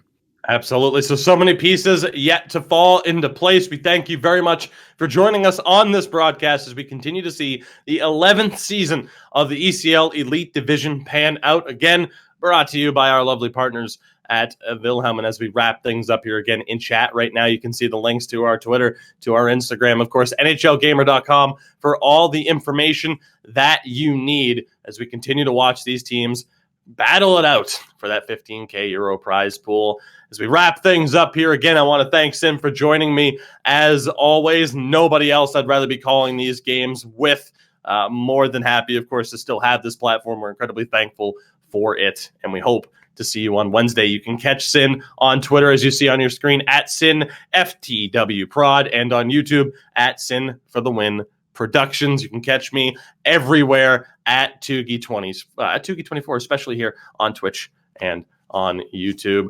We again thank you very much for joining us. Sin, take us out before we hear from our lovely sponsors at Wilhelm.